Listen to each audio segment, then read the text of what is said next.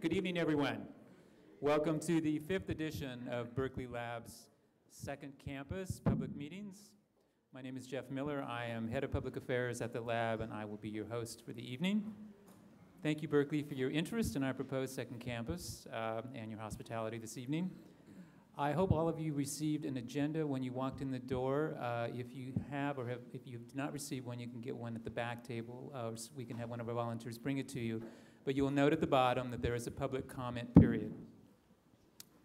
If you would like to make a comment at the microphone here, you will need to have filled out one of these cards and mark the box that says, "I would like to speak." So is there anyone who would like to do that who has not received a card? If so, please raise your hand, and our volunteers will bring you a card now. Anyone? All right. When we begin the public comment period, I will read the names of speakers in order. Please come to the microphone here and you can line up. You will be limited to 2 minutes. I know that's difficult for some, but because we'd like to keep these meetings moving along crisply and because we suspect we'll have a lot of cards, it's out of respect for those who want to speak that we're asking you to keep your comments to 2 minutes. I do not have the little box that I had at Albany last night, but I will be watching my watch and giving you like a 10-second signal so that you can wrap it up. If you do have a question, I'm going to ask that you try to reframe it as a comment. If you absolutely can't, we will try to answer it, but some questions require a lot more elaboration than others. And if that's the case, we're going to refer you to the frequently asked questions list, which we will be developing on our second campus website. That list will not be ready till after we complete the public meeting process.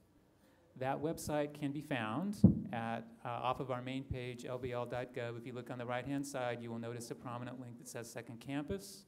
Go there, and that's where the FAQ will be. You also can send us email at secondcampus@lbl.gov. And that's true for any question or comment that you might have in the ensuing weeks ahead.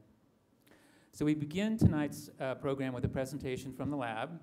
The first Berkeley Lab presenter will be Jay Kiesling, Associate Lab Director for Biosciences and Director of the Joint Bioenergy Institute. Following Jay will be Horst Simon, the lab's Deputy Director. Horst will discuss the second campus selection process. Next will be comments by the Aquatic Park Development Team, followed by some welcoming remarks from Berkeley City officials. We will then follow with the public comment period, as already mentioned. That said, please welcome Jay Kiesling to the podium. Thank you.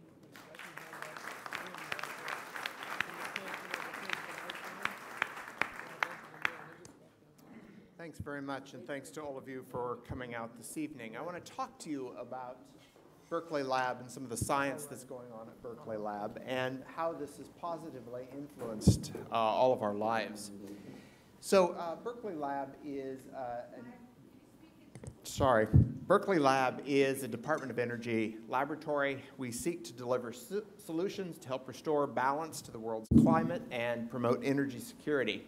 We're developing new energy-efficient technologies, and we have a long history in this area of developing energy-efficient technologies. We're exploring the secrets of the universe, and we're also uncovering some of the causes of human disease so that we can create solutions for those causes. One of our major initiatives is called Carbon Cycle 2.0. This initiative seeks to understand the influence of energy use on climate and how current energy use is influencing the climate and changing the climate, and how we might restore that through changes in our energy use. So we're trying to understand combustion and how combustion in engines creates carbon dioxide to see if we can reduce that in those engines. We are looking at carbon capture and storage solutions that we might use to quickly retrofit coal-fired power plants that are used all over the world, and more are being created. We have strong programs in the area of biofuels, trying to create biofuels that will be carbon neutral and energy efficient. We're developing artificial photosynthesis that can produce biofuels fuels directly from sunlight without going through biological systems. Because we know that the operation of electric cars is going to be very important in the short term, we're developing batteries that can run those cars for longer periods of time, and this is in our energy storage area. And we're developing better and cheaper, more efficient photovoltaics that can be used to collect sunlight and generate electricity. Because we understand that half of the world doesn't have the living standard, more than half of the world doesn't have the living standards that we have in the Western world, but yet they want to get there. One of the ways they'll get there is through energy use, just like we got here. And so we need to provide solutions that will allow them to have that standard of living without generating the carbon dioxide that we have in this country and in the Western world. And central to that is the development of energy efficiency. And Berkeley Lab, as I said, has a long history in energy efficiency. Just a few of, just a bit about the science and how it's influenced you on a day-to-day basis. So Berkeley Lab scientists over the last few decades have discovered many of the elements on the periodic table. That's the underlying principle for chemistry. And instrumental in these has been the use of some of these elements in our daily lives. So for instance, technetium-99, which is far down in the periodic table, has been used for medical imaging. And needless to say, it's probably affected many of you. Also, americium, another element in the periodic table that was discovered at Berkeley Lab, is now found in smoke detectors, and this is making our lives better.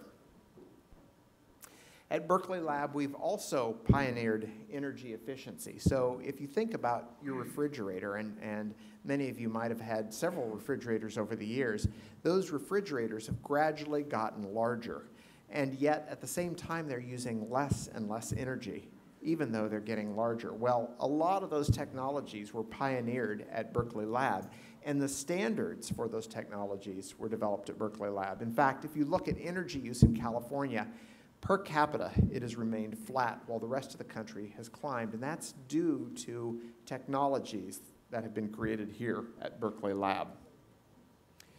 We've also pioneered technologies in medical imaging. Here's an example from the 1950s. Hal Anger developed a scintillation camera that physicians have used to detect tumors, and it's now found in many of the sophisticated imaging techniques that are used to detect and treat cancer. We also help to grow the economy. So while Berkeley Lab focuses on basic science, we discover many things that turn into patents, and those patents then are licensed by companies. And the great thing about startup companies is that they tend to stay and be located near the scientists that created the technologies, and that means more jobs for the Bay Area. And shown here at the bottom are some of the companies that have grown out of Berkeley Lab. And we anticipate that there will be many more companies that will grow out of Berkeley Lab. Berkeley Lab, as I said, it focuses on basic science. And because of our focus on basic science, we have a number of highly recognized scientists. 12 Nobel laureates did their work at Berkeley Lab. 55 trained actually at Berkeley Lab and got their Nobel Prizes elsewhere. We have 13 winners of the National Medal of Science, the highest award in the US. We have 4,200 employees, and every year we train about 800 University of California students.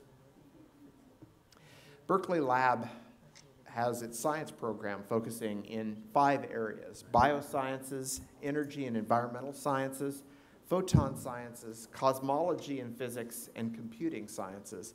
And we are noted and very strong in these 5 areas. One of the areas that we work on in Emeryville and also in Berkeley is developing biofuels from cellulosic biomass. Currently in the US, we generate ethanol from corn, and this is a very energy efficient and not carbon-saving process. Through the work in the Joint Bioenergy Institute in Emeryville, we're developing carbon-neutral biofuels from waste biomass that just goes unutilized in the environment. And we're doing this from non-food biomass. Berkeley Lab also hosts several scientific facilities, and these help the scientists not only at Berkeley Lab, but also throughout the country and throughout the world. Scientists from all over the world travel here to use some of the facilities. Examples are the Advanced Light Source, which is a microscope that allows us to peer into biological samples and into combustion and try to understand those processes. The National Center for Electron Microscopy is one of the most powerful microscopes on the planet. The Molecular Foundry is where we try to understand how small molecules work and how we can use the potential of those molecules for things like capturing the soot that comes out of your engine in your car. The National Energy Research Scientific Computing Center is located in Oakland, and we do computations that allow us to understand climate change and better predict the impact of carbon use on the climate. The Joint Genome Institute in Walnut Creek, California, sequences the DNA of humans. It has in the past and now is working on microbes and plants that might allow us to reduce our energy use and be more efficient with energy production.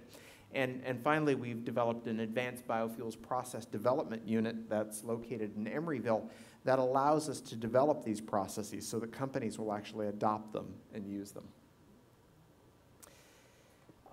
I've talked about microscopes and the importance of those for understanding basic physics, for understanding basic chemistry, and understanding life. Berkeley Lab has developed not only the science that underlies these microscopes, but is using them in many different ways. In photon science and high energy physics, we're using them to understand how enzymes, proteins work inside the body, how those proteins might cause cancer, and how we can develop drugs to inactivate those proteins. We also do scientific computing.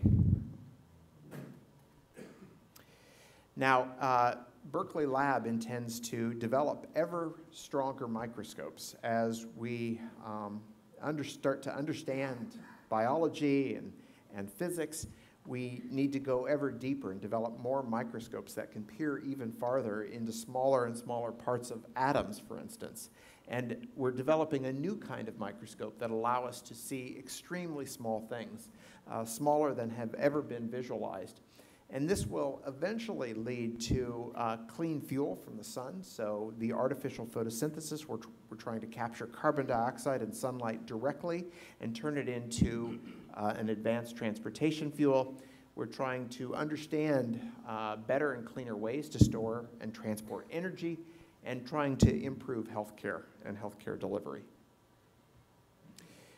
Some of the work that goes on, as I mentioned, also impacts the developing world. While many of the solutions we develop impact all of us, there are about 2/3 of the world's population that live on less than $1 per day and can't afford many of the solutions. So two examples of the work going on at Berkeley Lab are shown here.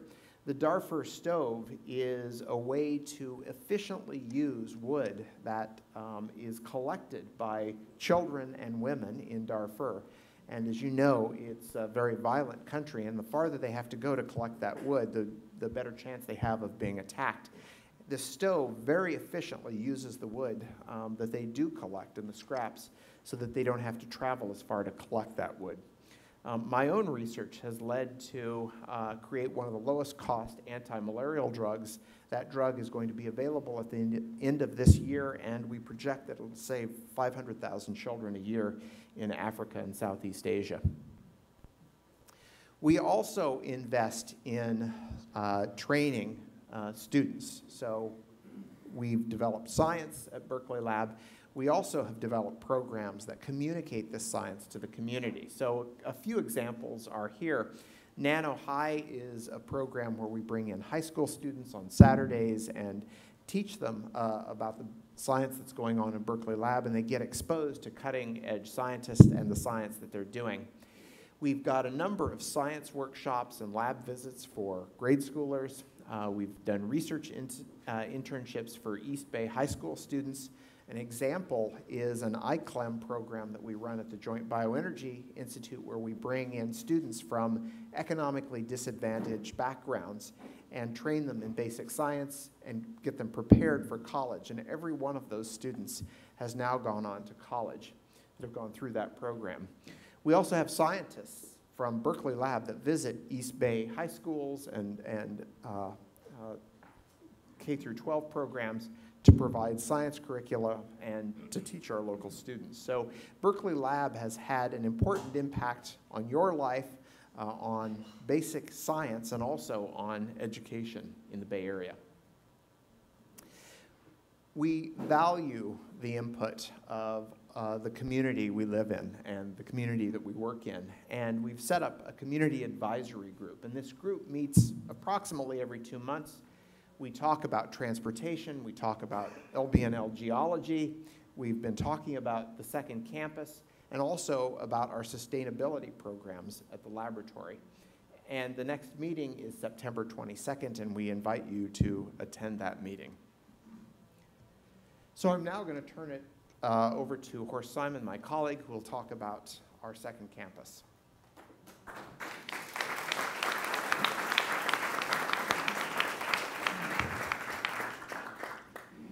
Good evening. Thank you, Jay. It's my great pleasure to be here, and I'd like to welcome the Berkeley community to this evening to learn about the second campus project. My part of the presentation will give you a little bit more detail about the project, what we're planning to do, why we're going to do this, and in particular, what is very important for you, of course, the process that we will have to move this project forward. There is some significant needs that Berkeley Lab has. As a lab, we have grown significantly. We've grown faster than the Office of Science budget, for example, that's funding us.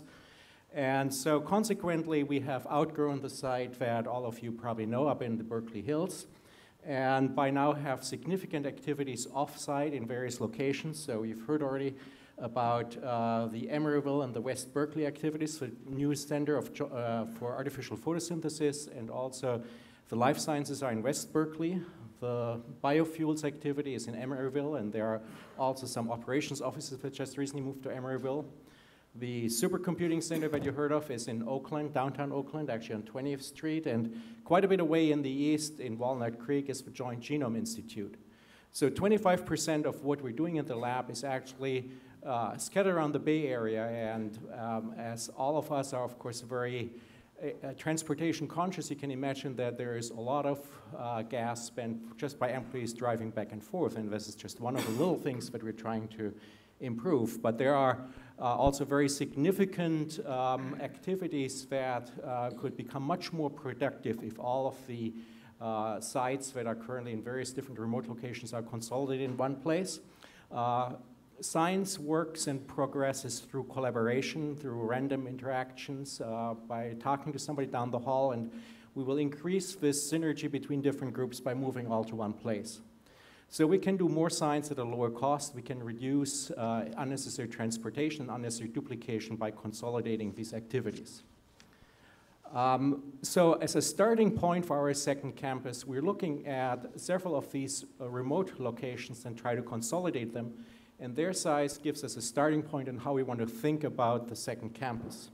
So the biofuels facility that I mentioned before is about 115,000 square feet. The life sciences is 230,000 square feet, and the Joint Genome Institute is 130,000 square feet. So these three sites, bringing them together in one location, gives us the order of magnitude size phase one requirements for our first starting point for the second campus of about 475,000 square feet. In order to do this, we want to think far in the future. This is not just a short-term solution. We're really thinking about this as the campus for the 21st century. We're thinking about 20, 50, 70 years ahead. It's very important that we have this map here, the UC Berkeley plan, that if you go up to the Berkeley campus, to the Chancellor's office in California Hall, you'll see it actually there on the wall. This was a wonderful plan that outlined what became the Berkeley campus, and I know all of us probably enjoy walking the campus, enjoy the layout, enjoy the buildings and the composition.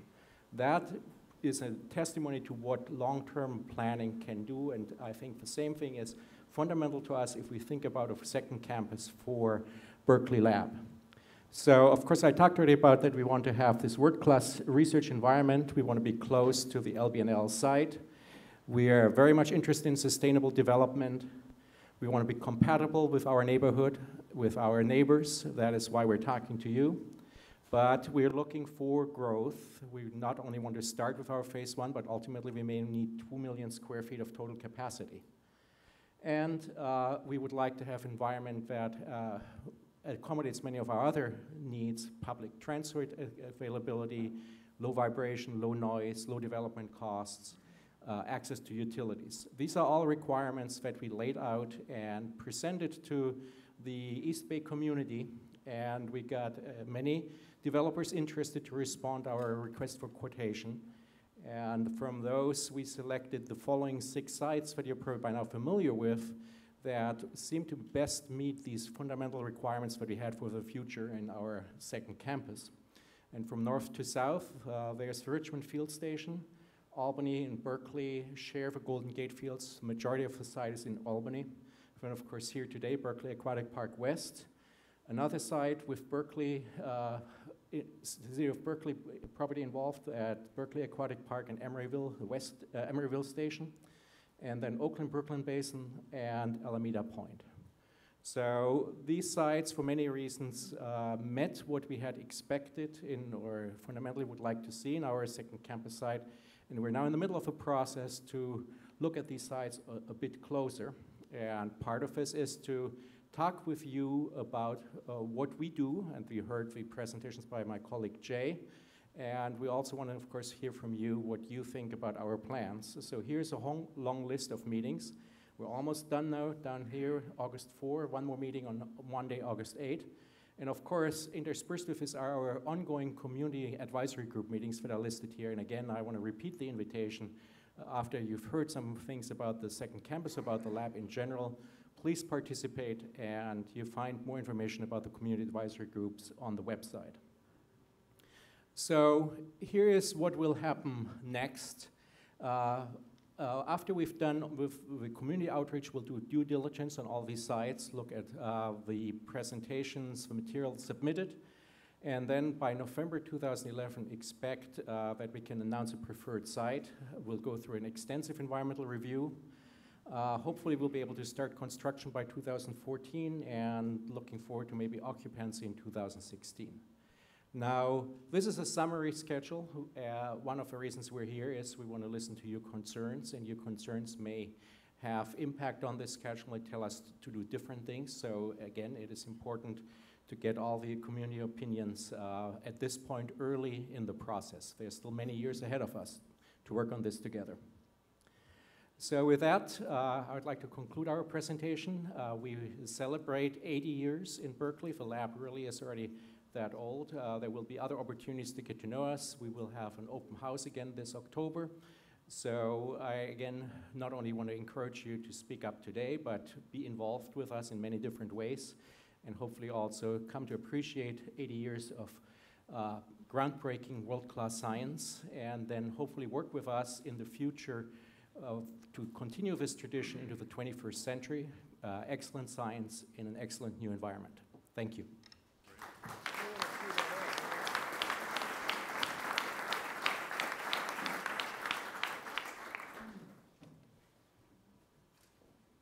Good evening. Thank you all for being here tonight. My name is Peter Calkins with Forest City Enterprises. And together with Stephen and Michael Golden and Charlie Mary and Jason Jones, we are pleased to be able to present our proposal tonight for a site for the new West Berkeley, the new second campus for the Lawrence Berkeley National Labs that we think offers unmatched potential for both the labs and the community. Before we start, I'd just like to thank Vic's Chat for providing a little sustenance out in the courtyard before we get going. Vic's is just one very small example of the many delicious food opportunities that are available within walking distance of this site once the lab gets down here. So we're going to begin with a brief video that we've put together.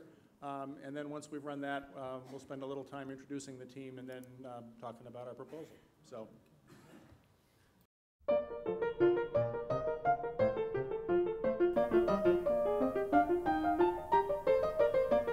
The proposal for the Lawrence Berkeley National Laboratory Aquatic Park campus is composed of 3 primary sites.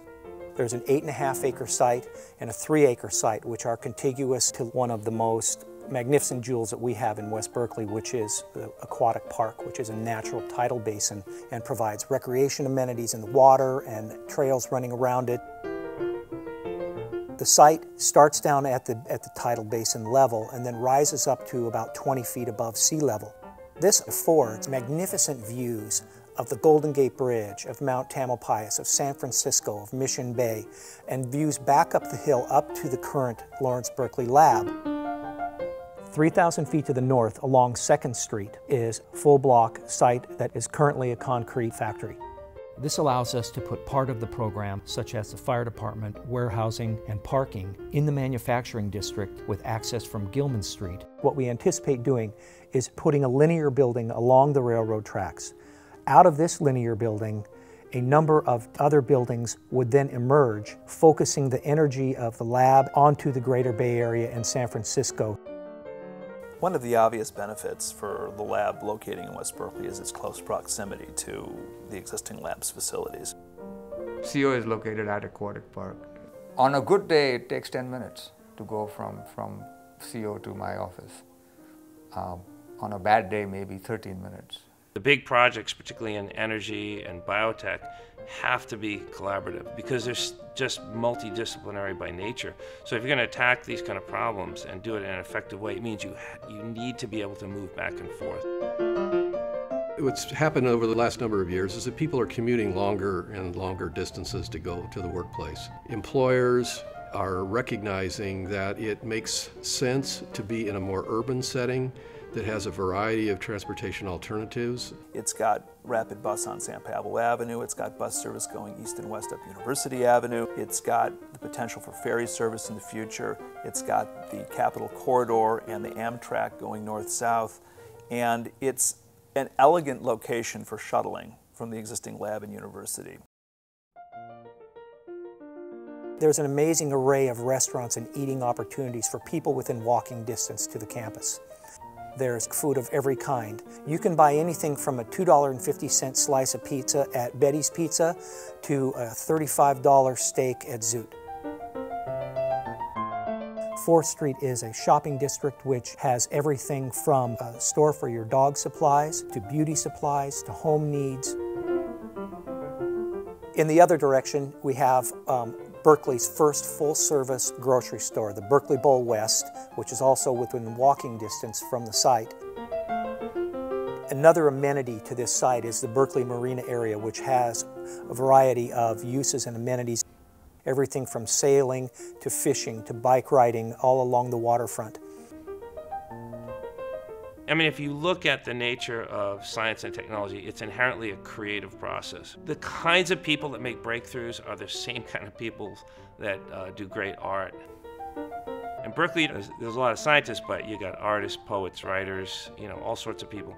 That makes for a very healthy environment, both for the scientists and the artists. Well, as an elected official representing West Berkeley, we're excited. We're excited about the possibility, the opportunity of the LBNL to site their second campus here in West Berkeley. It's a great town, there's great food, great culture, and it intellectually challenging and just culturally adventurous place. I just think it's a huge priority that LBNL stay in Berkeley, and certainly the Chamber's eager to do everything it can. The scientists that come here will have the ability to study in an environment that has all of the amenities they need, that has the housing that they need, that has all the recreational things that they want. Put that in a beautiful setting, right on the bay, looking at the San Francisco skyline and the Golden Gate Bridge. Doesn't get a whole lot better than that.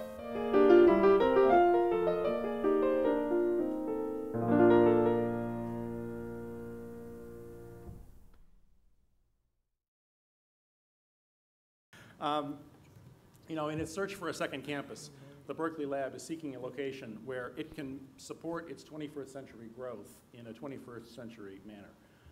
Across the Bay Area, creative people are coming to understand now that while smart people can innovate in lots of ways and lots of places, innovation often happens best when thinkers and makers collaborate, work, live, and play together in diverse, real-world kinds of environments. So our site, adjacent to Aquatic Park, presents a unique opportunity for the Berkeley Lab and the Berkeley community to reinforce their historic links in what we think is a truly synergistic manner. So in a second, I'm going to ask our planning team to step up and just give you some preliminary thoughts on the conceptual plans that we've been developing and why we think this is such a great location for both the lab and the community. But first, I'd like to just briefly introduce the team that we've put together that we think can help make all this happen. Many of you know the two families whose land is at the core of this proposal. Charlie Mary and Jason Jones have owned their site, which would be the site for the first phase of the campus, for more than 30 years. They have, in fact, hosted the lab as a tenant in their building for much of that time. Stephen and Michael Golden and their families have, in a similar manner, lived in West Berkeley for 20 years, investing in the community, raising some startup kinds of companies in some of the buildings that they've owned, and really continually investing and believing in this community that all of you are here tonight to support. My company, Forest City Enterprises, is a 90-year-old developer of real estate. It includes office, science and technology, residential, retail, a whole variety of different kinds of use groups that we often bring together in mixed-use projects that create really sort of dynamic urban environments. We've been active in the Bay Area since the 1980s, where we've created projects such as the Uptown Apartments in Oakland, the Presidio Landmark, which opened last year in the Presidio, a renovation of a historic hospital over there, and then also the Emporium component of the San Francisco Center on Market Street.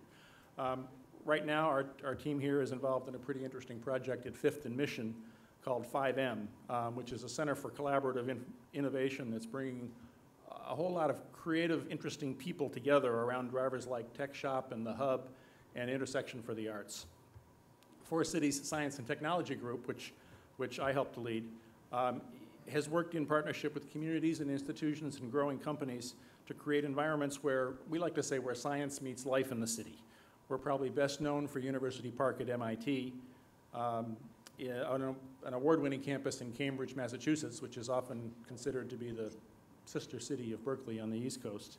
At University Park, science-based companies and institutions do their research in total proximity with residential and retail and a hotel and a number of other amenities, childcare, all of those pieces that make up a vibrant environment, all knit together with acres of parks and open space that reach out into the neighborhood. Our work is really all about what we can do as placemakers to help encourage innovation. We like to think that we're stewards of the visions that we establish and the sort of culture of our surroundings. We're also a pretty financially stable company, and we can be around for the long term, which can be important on projects like these. To help ensure that the Berkeley Lab West Campus project meets all the goals that it should be achieving for things like workforce development, community interaction, job creation, all that kind of stuff, and to help coordinate, just keep the process rolling smoothly so that everything stays going in the right direction. Our team draws on the experience of Strata, which is a San Francisco-based development and consulting firm, whose principals both served consecutively as the Director of Economic Development and Workforce Development in the city of San Francisco, where they helped to shape such projects like Mission Bay and Hunters Point. In a few moments, Michael Cohen will present some thoughts on how we're going to address those important issues.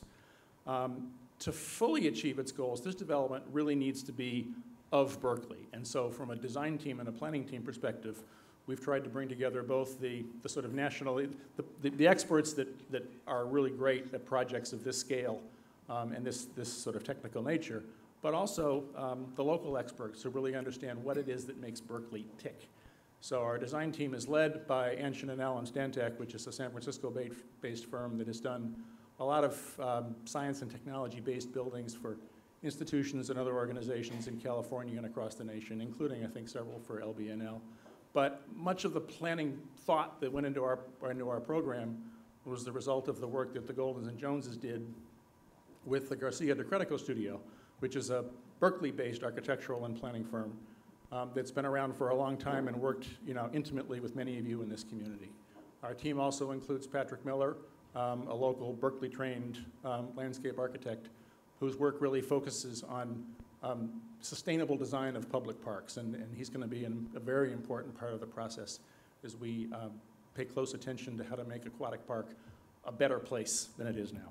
And so with that, I'd like to turn the program over first to Joe de Credico, who will give you some insights into why we think this is such a great match.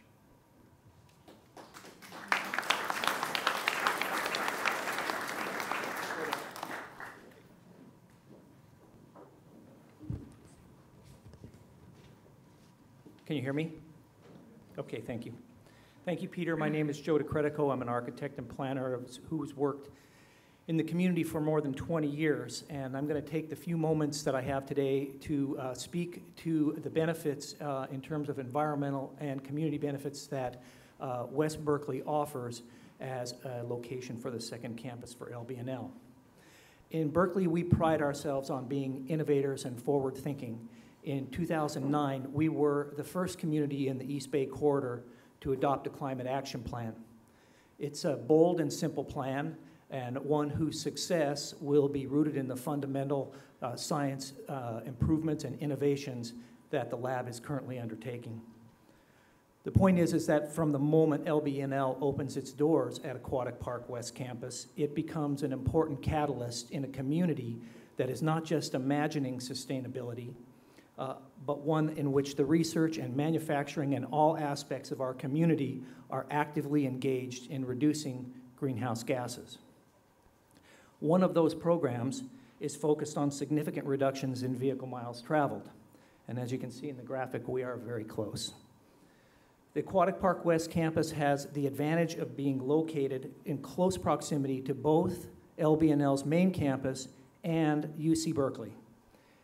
And having it be located such, no one has to travel on our congested freeways, I-80, I-580, I-880, I-980.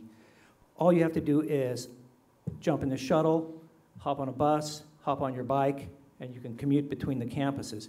In fact, outside of the Berkeley sites proposed, getting to the next closest site would require an additional 800 vehicle miles traveled per car per year. The Aquatic Park campus is the sustainable site. Scientific research and fabrication and manufacturing are codependent. Having both located in close proximity has the opportunity to supply the scientists with goods and services critical to their mission. Our manufacturers are agile and welcome the challenge to adapt and grow with scientific innovation.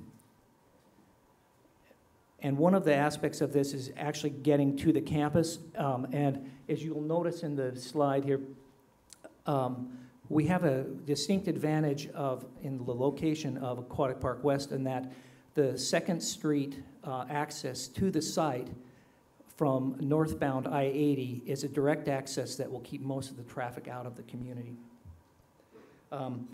An important asset that the West Berkeley Zoning and Building Inventory provides is opportunities for scientists to locate their startup businesses in close proximity to their campus labs. West Berkeley is already the home of a burgeoning research and development companies in alternative fuels and in batteries, and their work is very important to our climate action goals. And our recent zoning initiatives have opened up many additional opportunities for these startup companies in West Berkeley.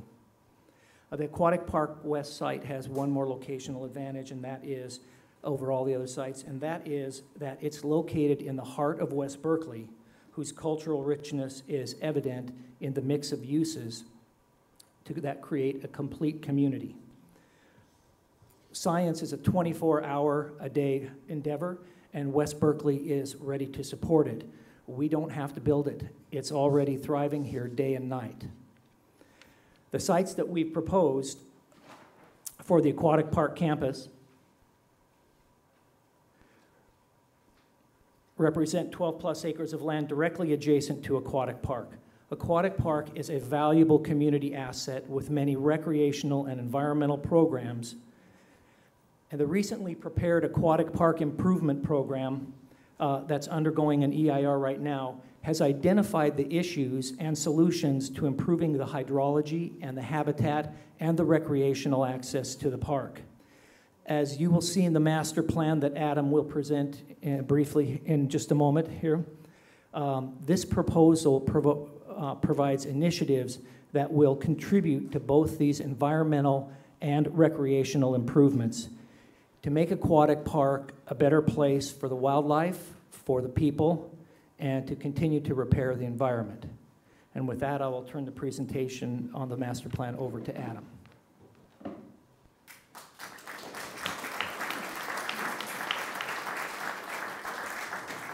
Thank you, Joe. It's terrific to be here. My name's Adam Glazer. I'm an architect and urban designer with Stantec and Anshin Allen in San Francisco.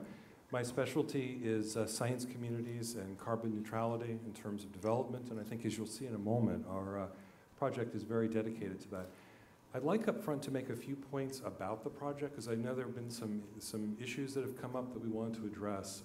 As you can imagine, we love the thought of being in Berkeley. It's an extraordinary community, an extraordinary place, and so respecting the culture and the nature of the community is very important. In terms of how we do that, I think one of the first things you'll notice about the plan is that we are looking to increase the area and the scope of Aquatic Park. This will lead to a larger and enhanced park. It'll be a bigger park and a better park, and that's something that's very important. I'm going to go through that in a moment. Another thing is respecting the neighborhood scale. I know there's some concern that these could be extremely big buildings. These will not be extremely big buildings. The nature of collaborative science is such that you want more of a horizontal development, less of a vertical one, and so we are looking at 2- and 4-story buildings. We're trying to be compatible with some of the proposed zoning changes, but this is, as you look at this plan, is still something that is very, very preliminary, and so with input and with some dialogue, I think we have the ability to get a massing that everybody feels good about. Linking the community to the park is also a really critical thing. The park's kind of hard to get to, and we think that it's very, very important that the community feels that the improvements to the park make it easier to get to the park, and the park will be much more a part of the city. And then lastly, promoting sustainability and carbon reduction. At the end, I'm going to talk a little bit about the nature of this site and how that supports that. But I think it's important to realize this is a mission-driven community, this is a mission-driven institution, and this can be a mission-driven project, something that globally will have an enormous significance for all of us. Our site is a phenomenal site. It, as many of you know, is right on the water. It's really in the middle of everything, visible from the hill, visible from the community in the bay, and we think that's a critical part of the site. In terms of projects, just very quickly, there are 3 things that really make an extraordinary project. You can have a terrific community, you can have a terrific site, and a terrific client. Sometimes you get 1 or 2 of them, it makes a great project, but when you get all 3 of them, it's a really extraordinary project, and we feel this project should be really encompassing all the things that make Berkeley and the lab and the site extraordinary. Just very quickly, and this has been also shown in the film, our primary core site is the Jones and Golden properties that are currently at the northern tip of Aquatic Park, just near University. We are also looking at having a second site, the Lehigh-Hansen site, which would actually be for a lot of our logistics and some of the off-site components. It's an extraordinary site, but it's also, I think, by the way, how many of you have been on the site recently or spent time there? It's an interesting place to go, a very beautiful site. It has some really interesting challenges. And typically when you do science buildings, you start with the technical issues and then you sort of work your way back. In this case, we felt that it was really important, given the importance of the community and the park, to do it a little differently. And so we looked at the park as a place and a setting, and we worked our way back from there. And so starting with that, you can see with this site plan, our site is at a point where the park really starts to disappear, and yet it's in a really critical juncture. It's a gateway and a threshold to the potential extensions for the Bay Trail, an enormous amount of open space network. For those of you who've been there recently, it can be an absolutely gorgeous park. Some images look almost like Ansel Adams photographs. Other images, not so much. I have a couple of those you'll see in a moment. But one of the things that's really stunning about the site is these view sheds. You can see basically everything that's remarkable about the bay from this site. It's absolutely gorgeous. And enhancing access to the bay and the recreational hubs is very, very critical to us. The park has a lot of challenges. If you've been there, certainly recently, the Boulevard Drive really dominates it. Right now, it's much more of a space for parking cars rather than for a park. And we feel that there's some opportunities as we develop this site to also look at enhancing some of those. They fall into a certain number of categories. The size of the park, we're looking to increase the footprint. Typically in planning, you're trying to make footprint smaller. In this case, we actually want to make the footprint larger. Boulevard, we're looking at ways of enhancing that for walking and biking. It's currently very vehicular, and I think our goal is that we should be people first and bikers first, and nature first, and then cars a distant third. Safety, there are a number of folks who've commented on feeling safe in the park, and I think that the developments will help make people feel safer in the park. Accessibility and habitat, I think, is a very critical factor. We are in a flyway, we have water quality issues, and I think one of the goals is that this development will help us to address some of those issues and to remediate some of the challenges that the park has. Currently, this is a satellite photograph. You can see that this is the Golden property, this is the Jones property. This is a disturbed man-made landscape. This is not a natural landscape being returned back to nature. This is actually largely a man-made landscape. And so one of our goals in developing is to start looking at ways of introducing nature back into the site and allowing that site to do some of the things that it needs to do as a natural setting. So from an access point of view, the primary circulation to our campus will be coming from Addison and 2nd. We also have Bancroft. These are critical community thresholds and access points. They will be maintained. I think another concern that we've heard from people is the fear that this will be a campus that's distinct from the community or closed. That is not the case. I think you've made a commitment to an open campus, which we think is a great thing for everyone concerned. Threshold points and gateway points that are very, very critical, and this is a way of starting an urban space network. View corridors have come up many, many times in meeting with people from the community. You have our assurance that this development will maintain view corridors from existing roads and walkways and pathways so that when you're standing and looking through our complex, you will actually see the landscape, you'll see the park, which we think is a very important thing. And once we have that framework in place, it also then allows us to begin looking at ways of making open space and public spaces that are good for the people in the community, and they're good for the workers in the lab environment. One of our goals is each of these view sheds becomes the opportunity for creating a type of park. Everybody benefits from that type of space. And if you walk in the park now, it's this sort of thin membrane of park. Now we're going to be pushing it into the sites in the complex. That leads to a drawing. This is actually an extremely beautiful drawing, but it's a little washed out. But this sort of speaks to a notion that basically we're going to create a middle landscape, if you will, between the community and between the lab, and this will be based on public space and open space. So that leads to a plan that looks something like this. Again, I would like to stress these are fairly preliminary drawings. These are not finished, and we have not had a chance, I think, to work with the lab and the scientists to really define specifics, but this helps you to understand what the campus might be like. There are a few key things. All buildings are oriented to take advantage of natural light, so they run east-west, but they face south and north. And this is a critical factor in terms of reducing energy usage, encouraging daylighting. Wherever possible, we're looking at extensive use of PVs, a technology that was driven largely by the lab. There are 4-story masses, if you will, that they're linked by a lower building, which is 2 stories. That would have extensive green roofs and landscape. So the goal is that that connective tissue, if you will, would be largely landscaped. You can see the 2 critical threshold spaces for the campus become parks, and each one of these park spaces has a different character. Some are about stormwater, some are about decorative landscape. There's a gathering point that would be terrific as an outdoor classroom or a place you have a lot of 5th graders. This is where they could eat lunch after they've had a chance to look at Jay's electron microscopes. So, and as you kind of look in here, I think this is a really critical factor. The aquatic park is going to grow by 2 acres. Now, that's not a football field, but it's an enormous amount of space. And it gives us an opportunity to create a bigger park and a better park. And I think that is something that we want to stress over and over again. And I think you will agree. I mean, as you see, every street ultimately becomes an open space network similar to the way that it is, only enhanced. Now, from a sustainable perspective, there's been a lot of emphasis, obviously, on sustainability in buildings. Our firm has done a number of LEED Platinum buildings. We've done a couple of net zero buildings. We think this campus should essentially walk the walk. We actually had a very interesting talk today where we talked about the role of net zero and energy reduction in the campus. And we're looking very carefully at solar technologies, daylighting technologies, ventilation, geothermal, stormwater. For instance, from a stormwater perspective, all of our parking will be underground. So there will not be the parking lots that collect water and ultimately shed it back to the park. We can take the ground plane and make it a place that's terrific for habitat and terrific for landscape. Geothermal and ventilation. But as I close, I think there's a very important thing, and I think it's something that all of us share in terms of an historic opportunity.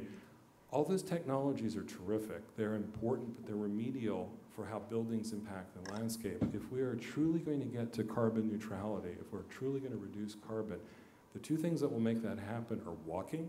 There is absolutely nothing more sustainable than walking.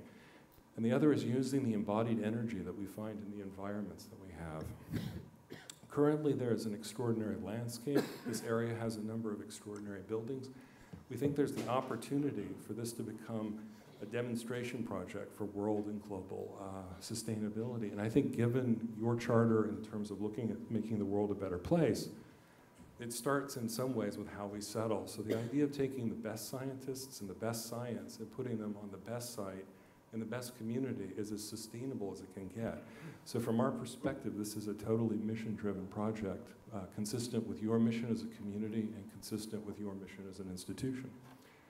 So with that, we obviously believe that Aquatic Park is an extraordinary place. I'm going to introduce Michael Cohen, who will talk about economic opportunities and the economic development from the scheme. Thanks.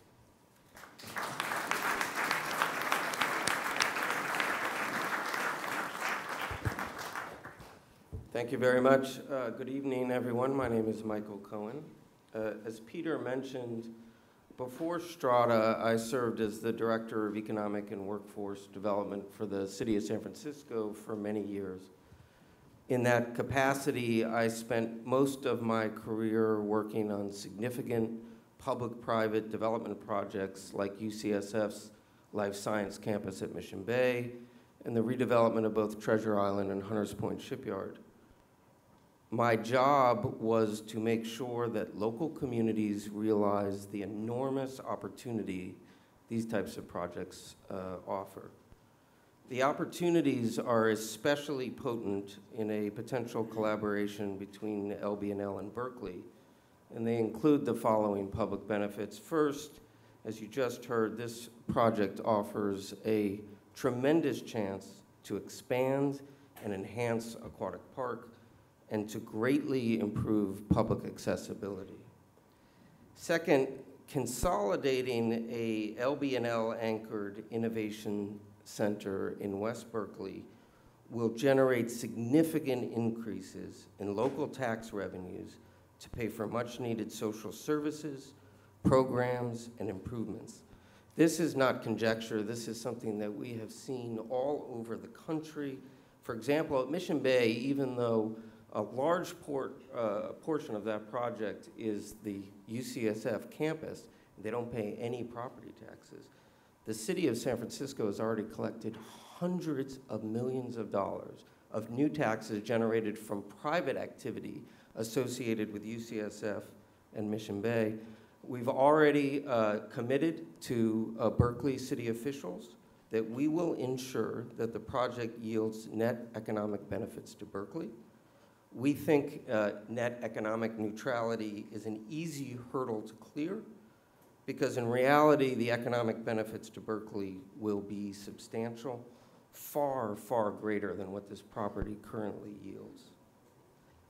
Third, existing Berkeley businesses and individuals are especially well suited to benefit from a new innovation cluster in West Berkeley. As you've already heard, innovation and discovery in the 21st century depends on diversity and the free exchange of ideas across different disciplines, values that Berkeley truly embodies. As a result, Berkeley's rich tapestry of artists and craftsmen and creative entrepreneurs will both support and be supported by the creative work done at LB&L. In addition, the many retailers and restaurants and service providers in the area will greatly benefit from a new LB&L campus and the positive energy it will create in the neighborhood. Fourth, the project will create huge numbers of direct construction and permanent jobs, and we have the tools to ensure that those jobs create real and sustainable economic independence for those local residents who need it most.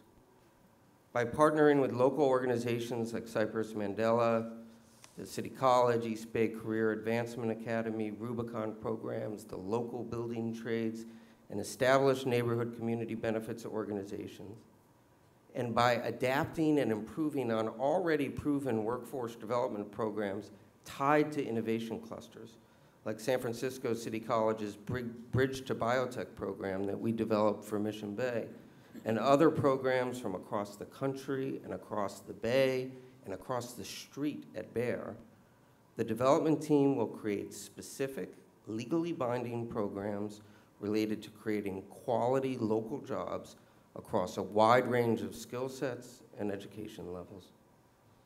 Coming from the public sector, we also understand the importance of process, and we will work closely with the labs to ensure that there is a thoughtful and meaningful dialogue with neighbors and policymakers on this project, including a thorough analysis of the potential environmental impacts of the project under both CEQA and its federal equivalent, NEPA.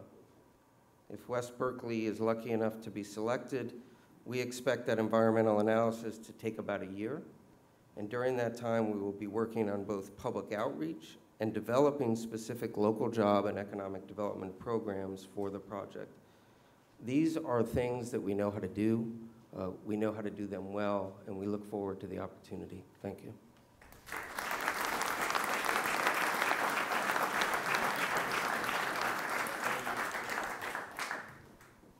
So just briefly in closing, before we turn this over to the next piece of the program.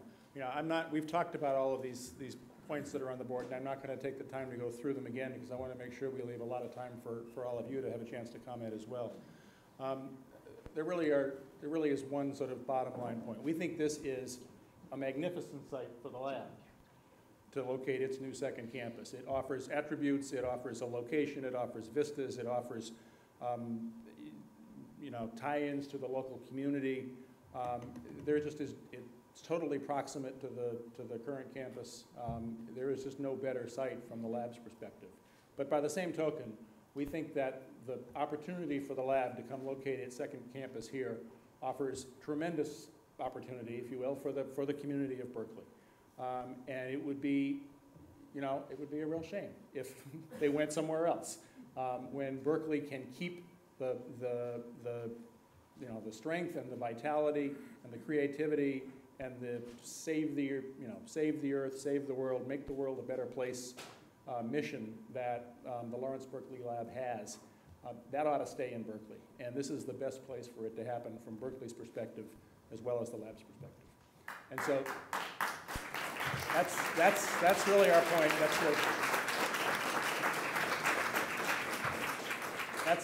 That's the message that we hope to deliver. And with that, I'd like to turn the podium over to Phil Kemlar's city manager of Berkeley, who's going to take us into the City of Berkeley component of the program.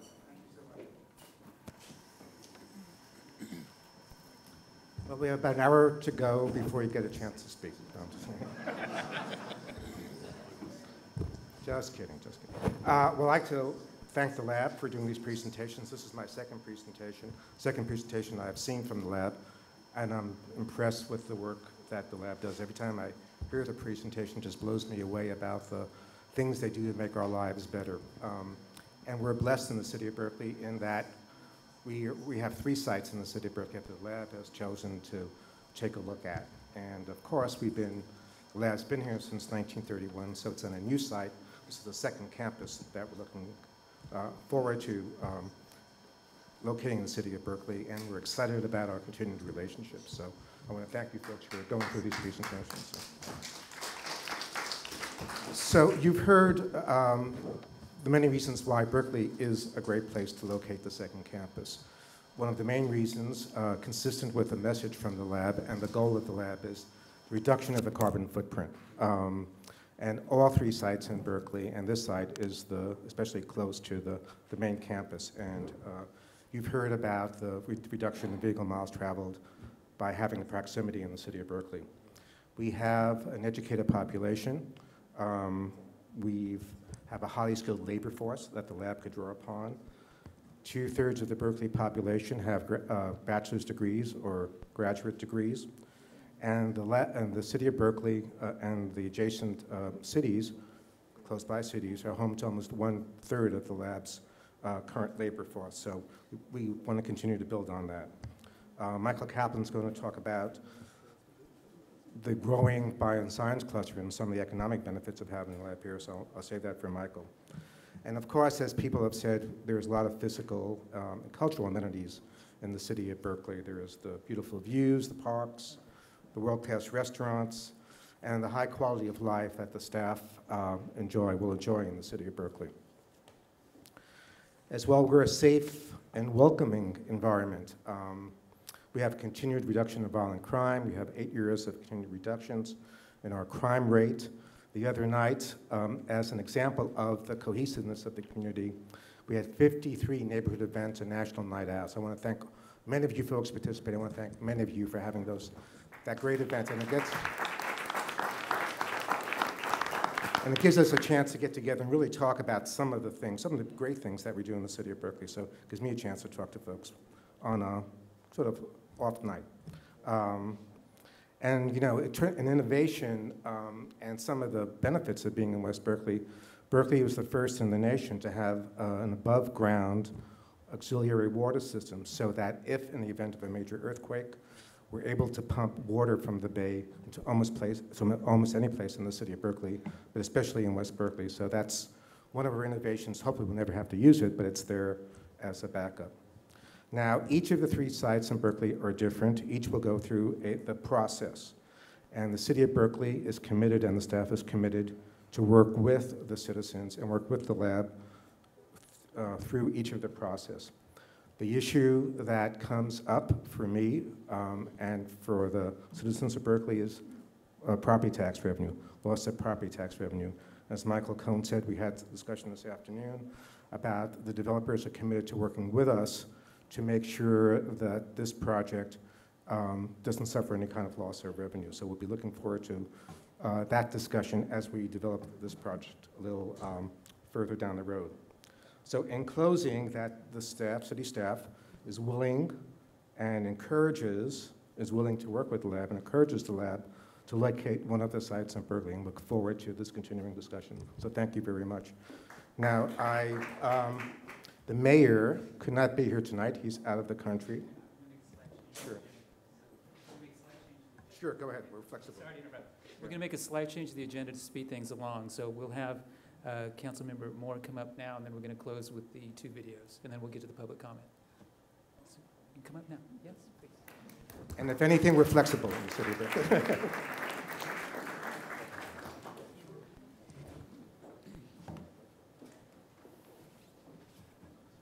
I appreciate the opportunity,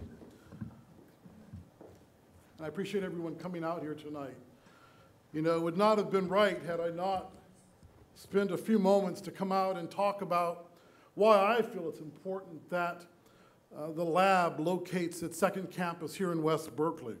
As a representative of West Berkeley, a district that is so diverse and offers so much to our community as a whole, we would benefit greatly from the lab locating its second campus here. Here we are in this place, the Francis Allbrier Center, a very fitting place for us to gather here to talk about the opportunity of bringing jobs and positive resources to our community. An African-American woman who fought diligently, a civil rights leader who fought for jobs and opportunities for those less fortunate, those who have been disenfranchised and those who have been disconnected. Francis Allbrier fought for jobs for African Americans and for those in West Berkeley. And so to have this opportunity to bring the second campus here, where we have the opportunity to create jobs. Yes, we understand that postdoctorates will be working here. We understand that people from UC Berkeley, graduate students, will be working here. But as I understand, there are lots of jobs that people who do not have those advanced educational opportunities will have opportunity to work in the biotech industry. And those are the kinds of jobs that our people are looking for. In this economic downturn in our economy, where people are desperate for jobs and opportunity, how can we turn our back on this golden and great opportunity?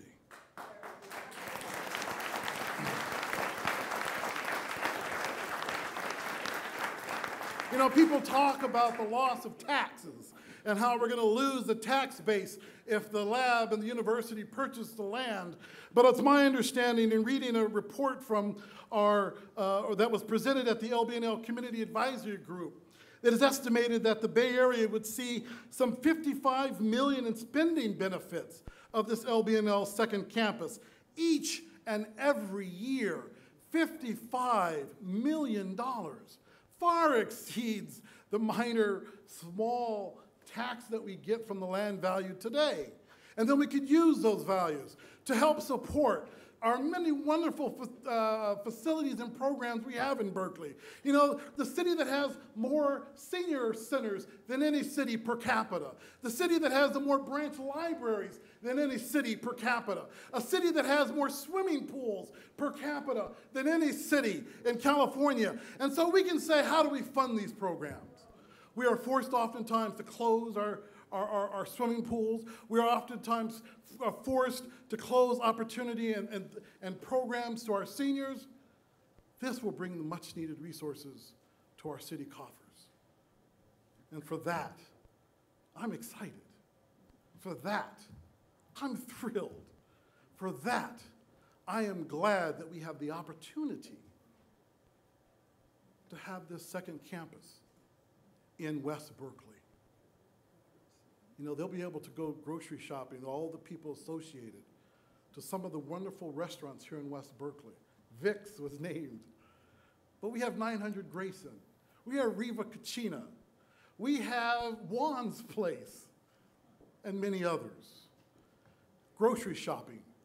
West Berkeley Bowl West, where they have 15 varieties of apples, and maybe 25 varieties of peaches. An amazing resource here in this community. And then Aquatic Park itself. Now, I support all of the sites that are in West Berkeley. But the ability to make Aquatic Park more useful, more friendly, more wildlife habitat to reinvigorate the dead water that flows there now is impressive. Should excite each and every one in this room today. So I'm hoping that as a community, we could work together. We could sing out in one accord and say, yes, we need this in our community. And I hope that this is our vision that we all share and that we all bring here tonight. Thank you for this opportunity.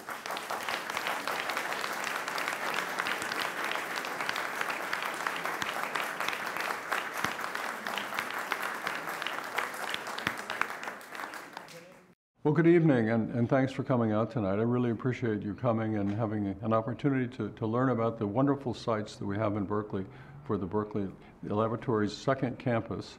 And we hope that you'll understand that we think we have certain advantages and opportunities that Berkeley offers that the other cities, frankly, don't offer. As the mayor of Berkeley, I'm very proud of the fact that this is a really innovative and a creative community. And what I see is the national laboratories coming in and opening a second campus in Berkeley to feeding right into that innovation and that creativity. You know, the other thing that I like about Berkeley is the fact that not very far away you can find some of the best food in America and the best food in the world as far as I'm concerned, and entertainment and the kind of creative atmosphere that you like to see. Because the essence of what Ernesto Lawrence said was try to get teamwork, and that's what we offer that I don't think other communities really do offer. The opportunity of bringing in the craftsmen and the people who live in our community, working with the scientists, getting the scientists together to be able to interchange and to have opportunity to discuss problems in an informal way. So my hope is that people will think seriously about Berkeley, recognizing that two of the sites are actually with our neighbors. On the one hand with Emeryville, on the other hand with Albany. So we hope that when you look at those sites, the Emeryville site and Berkeley site has its strengths, and we're pledged to work with Emeryville. We're pledged to work to make that a success with two cities. And the same thing is true with the Albany-Berkeley site, the Golden Gate Field site. There are challenges, but we know we can work together with the city of Albany to make this a success. And the third site, the one that we have down at Aquatic Park, is just in a magnificent location with wonderful amenities within, literally steps away. So with Berkeley, you have the convenience, you have the opportunity for people to have a right around them creative environment. You have small businesses that can feed in and work off the lab and tee off the lab. So you look at this all together, what you end up with is one city that can offer innovation, creativity, and I think a successful opportunity for the national laboratories to have their second campus here in Berkeley. So please consider us, and we look forward to do the next step in the process. I'm a staunch supporter of the labs locating in West Berkeley. It's a win-win situation for them. It's a win-win situation for Berkeley. There really isn't a better place. Most people don't realize that I was a lab employee for over 20 years in an administrative capacity. I'm not a scientist, but what I did see there, and I helped move forward through grant opportunities and administration, was all of the work that they've done. Particularly, they had a very vibrant solar program before solar hit the map. And it was that early research that enabled our solar technologies today to move forward. And then there's the battery program, which took a tremendous amount of energy to put together students, postdocs, professors working on battery technology. It's because of that research that we have the advanced battery technology that is now in place all over the world. I know that some people are concerned that the lab, because it's funded by the DOE, will not be making contributions to our tax base, but they're really failing to see the fact that the lab will make many contributions to our tax base, both by patronizing all of our businesses down there and helping them thrive and grow, and in particular provide jobs for the people who live here, which is something very, very important to the City Council and to the unions, to actually improve all of these skills, to provide benefits not just in jobs but in improved transit. Our transit down in West Berkeley really, it needs to be improved, and this will help actually bring a lot of resources to West Berkeley. One of the things the lab does was it brings high school students and students into the lab for a national lab experience, which is very rare. You just can't get that anywhere. And the prospects for our students to actually have internships there, to have an experience in a high-level research lab, it's phenomenal. The opportunities are legion. We know the lab. The lab is part of the Berkeley family. We know that they've been here a long time, and we know that they will remain here for a long time. And we also know that they'll work in partnership with us. They really want to, at least the leadership that exists there has talked to us about their interest in working with our students, making contributions to our schools, realizing the Berkeley 2020 vision for our kids. I mean, that's something that's really resonating with them because it's their future leadership. It's, it helps all of us make progress when we lift everybody else up in the community. And so we would like to welcome the lab and like to ask you who are here tonight to work with us, to welcome them and also work in partnership with them so that we're all successful.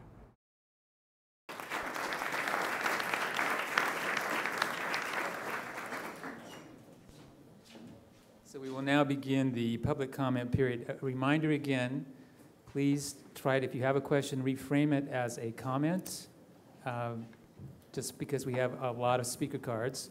And this being Berkeley, I will now shuffle the cards, in case anyone is wondering. One more? Okay. And also before we begin, I've noticed that there were a couple of signs up in this room. So let's just refer ourselves to these. Respect staff, yourself, and others. No inappropriate language or touching. No physical violence, and absolutely no bullying. So words to remember. Okay, I am going to enforce a 2-minute limit. So for those of you who come up, I'm just going to, when you hit 30 seconds, I'll put my hand up. When this hand goes down, that means you're done. And you know, I'm not going to stop you in mid-sentence. I'm not going to be rude, but I will enforce the limit as closely as I can. So I will now take off my watch.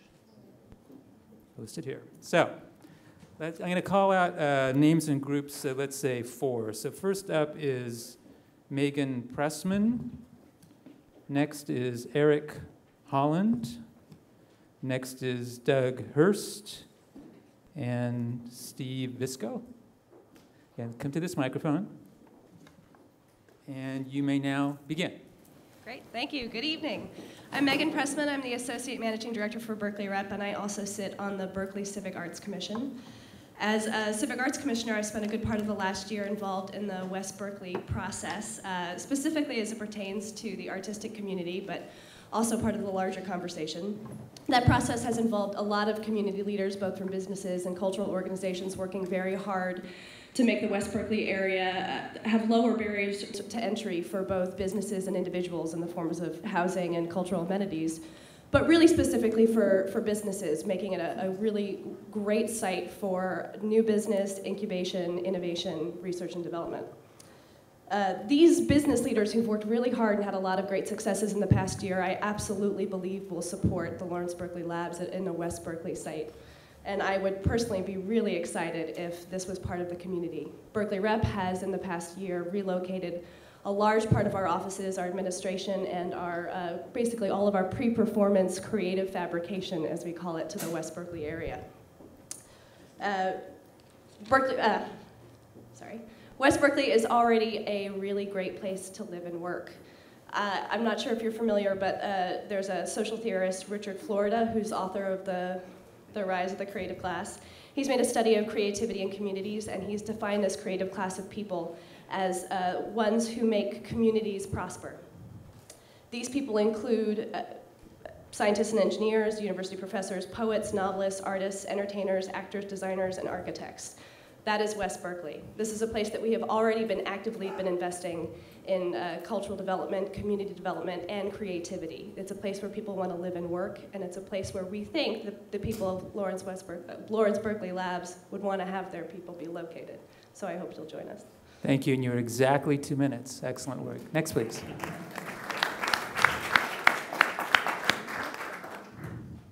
Well, I don't have any notes, so you know I'm going to be short. I just wanted to offer a welcome from the community down there in West Berkeley. The office I work at is literally 2 long football passes away from the proposed site. I'm on the corner of 5th and Alston. And a lot of people smarter than me have told you about why it's a great site for the lab. I want to tell you guys why it's a great site for your employees. I commute to work from Fremont, so it's a reasonable distance. And I've used Amtrak, I've used BART, and I've used the freeway.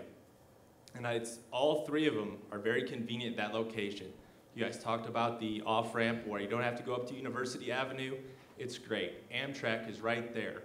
North Berkeley BART is a short, enjoyable bike ride to that location. So your employees are going to really enjoy having all those advantages.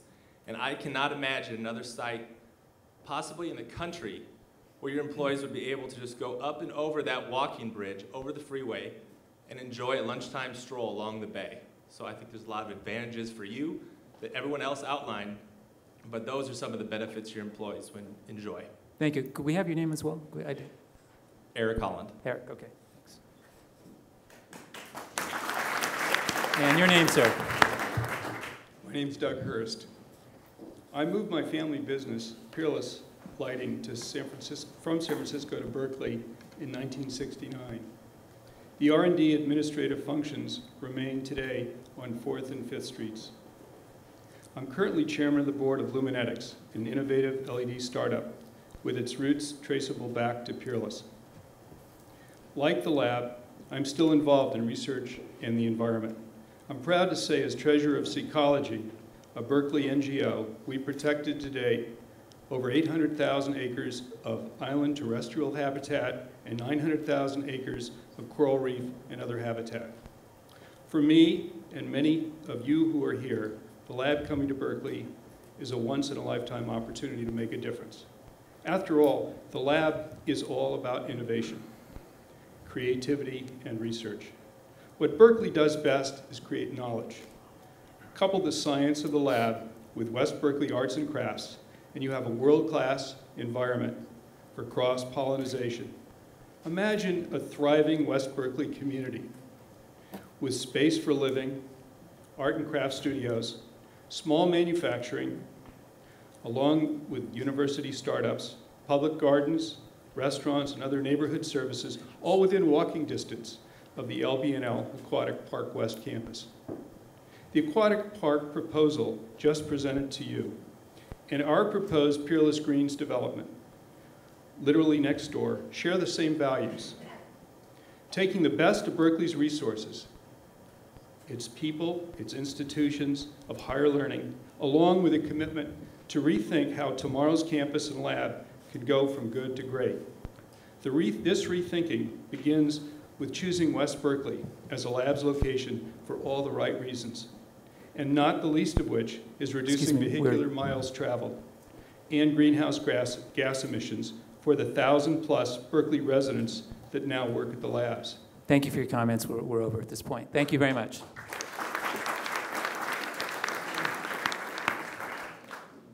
And I recognize you from the video, but I've forgotten your name. Yeah, it's me.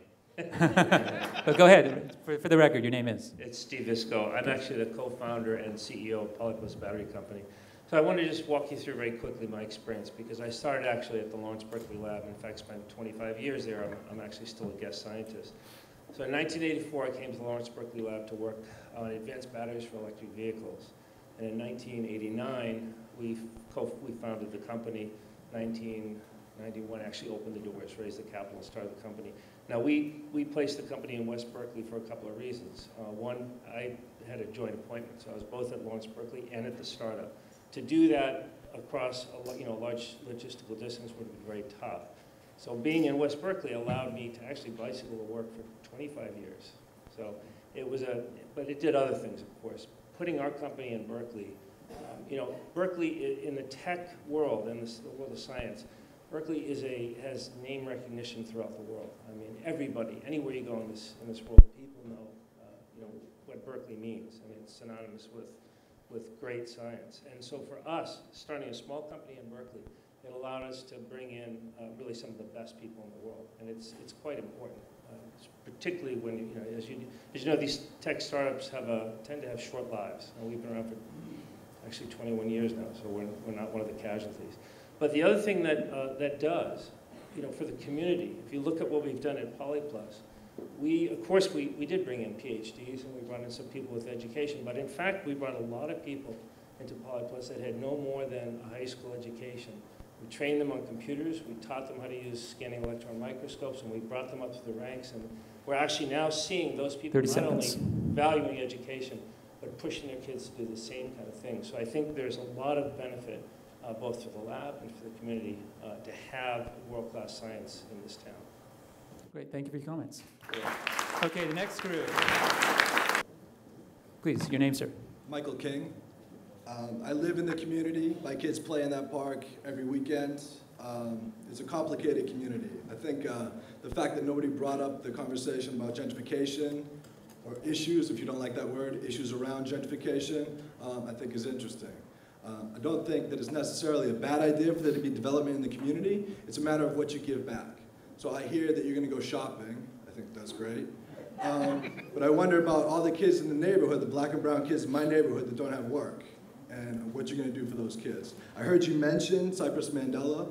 I'm interested in specifics as to what kind of job training and for who. I feel like it's important that the kids in that community get that training so the people that have lived in that community for generations can stay in that community despite all the development and shops and boutiques and all the crap that's been built along the waterfront there. So that's my question. What specifically are you going to do for those kids? Thank you for your comments. Next, please, your name, sir. I'm Mark McLeod, and I think that it's clear from the presentations that have occurred so far that any community that is chosen as a second site for a Lawrence Berkeley National Laboratory lab is going to benefit enormously from it in terms of economic development. As Executive Director of Sustainable Business Alliance, I want heartily to encourage the lab to locate in the Aquatic Park West site. It's a magnificent site. It will give enormous opportunities to a very large number of people in this town. Thank you. Thank you for your comments. And your name, sir? Good evening. My name is Winston Burton, and for over 20 years, I've been the Economic Development Director at BOSS, which is one of the largest providers of services to homeless and low-income individuals and families in Alameda County. I'm also on the board of the Berkeley Public Library, where I'm a trustee. And tonight, I would like to lend my support to the LBNL Aquatic Park Plan. I think that the city and community of Berkeley have a unique and wonderful symbiotic relationship. There's history, there's familiarity, and there's chemistry. That's kind of a play on words. Hit the jokes, okay? I also think that this lends itself for locating here in the city of Berkeley a natural. Locating here would not only give a major boost to the economy, but it also would nurture many other opportunities for local hires, which is workforce development, and also local vendors, which is economic development, which is, to me, are my passions, local hires and local vendors. I also believe that locating at Aquatic Park gives the Berkeley lab staff and employees an excellent opportunity to work in an aesthetic environment that is walking distance, I think, as many folks have already said, of many amenities such as restaurants, housing, shopping, to name a few, and the grocery outlet, which is very inexpensive. Let's not forget grocery outlet, y'all. Okay, 30 seconds. Greatly lessen the need to use a car, which is good for the environment, and it's good for the community, and it's good for me. Thank you very much. Thank you for your comments. And your name, sir? I'm Glenn Wolkenfeld. I'm a co-leader of Berkeley High School's Green Academy, and I'm the coordinator of our Sustainable Energy Program. So much of what I heard about from LBNL and I've known about from LBNL, doing out in the world is what we're doing in the classroom. We're having our kids experiment with wind energy. We're having them measure the output of solar cells. We're having them work with fuel cells. We're looking at sustainable agriculture. And for all of those reasons, it's essential that LBNL develop its second campus here in Berkeley. Everything that you're doing is completely in harmony with what the Green Academy at Berkeley High is trying to do. In terms of preparation for science and mathematics, what could be more motivating to our students than having them know that the most cutting-edge science on the planet is happening literally right in their own neighborhood? In terms of green careers, what's more motivating than be able to talk to the construction that's going on that's going to have world-class, highest quality sustainability with the minimum carbon footprint? And in terms of active engagement and working for environmental issues, what's better than having our students know that, yet again, Berkeley is being in the lead in a planetary effort to make our planet more sustainable? As a teacher, I try all the time to make science real by telling students about the scientists who are doing some of this great work. And what could be more motivating than telling my students, as we work on solar energy, as we work on wind power, that this work is being done right in our own community? I'm really looking forward to you guys being in Berkeley so that your scientists can come speak at the Berkeley High School Green Academy, so that our kids can do field trips over there, so that we can set up more student internships right here in a local way where our kids can travel by bus or by bicycle. And I want to have this opportunity so that we can deepen and further this partnership. So I really hope that you locate in the West Berkeley site. Thanks a lot. Thank you. Well timed, 2 minutes exactly. And your name, sir? My name is Mike Tobin, and I only need about 30 seconds. My name is Mike Tobin. I'm a former retired planner with the city of Berkeley. And tonight I want to speak from that experience for just a second. The lab in Berkeley is an opportunity that must not be missed. I believe it is time that the city and the university began to work creatively to solve our mutual problems that include revitalizing the areas of R&D and manufacturing, reducing our carbon footprint, and repairing and upgrading our infrastructure. Thank you. Thank you very much for your comments. Okay, next up, Marcy White. Welcome. I'm very pleased that LVL has taken such a comprehensive research and inquiry to find a suitable second site. I represent a group of artists and residents and business owners on 5th Street, 2 blocks from where the proposed site is. On occasion, I've seen on Aquatic Park 20 migratory egrets. It's an amazing place for birds. And we are not opposed to development. We understand completely that there will be development on this site, and we understand that building is necessary, and we hope that the LBNL offers exciting options. We would like to see more specifics on the job training for young residents, because we know that's a big problem. But we would also like to encourage the labs and the developers to follow the recommendations of the Sierra Club and the Audubon Society to have 45-foot height limits and 100-foot setback from Aquatic Park. Right now, the West Berkeley project plan, which is currently about to pass, will provide 75-foot high building limits. And that's possible if that they will be up to this height if they are built on that plot, on that area. So it will be legal to build up to 75-foot height. So we would like to encourage the lab to consider the lower heights and the setback, and the Audubon Society letter, which I will submit to you, which recommends the setback because of the migration. So thank you. Thank you very much.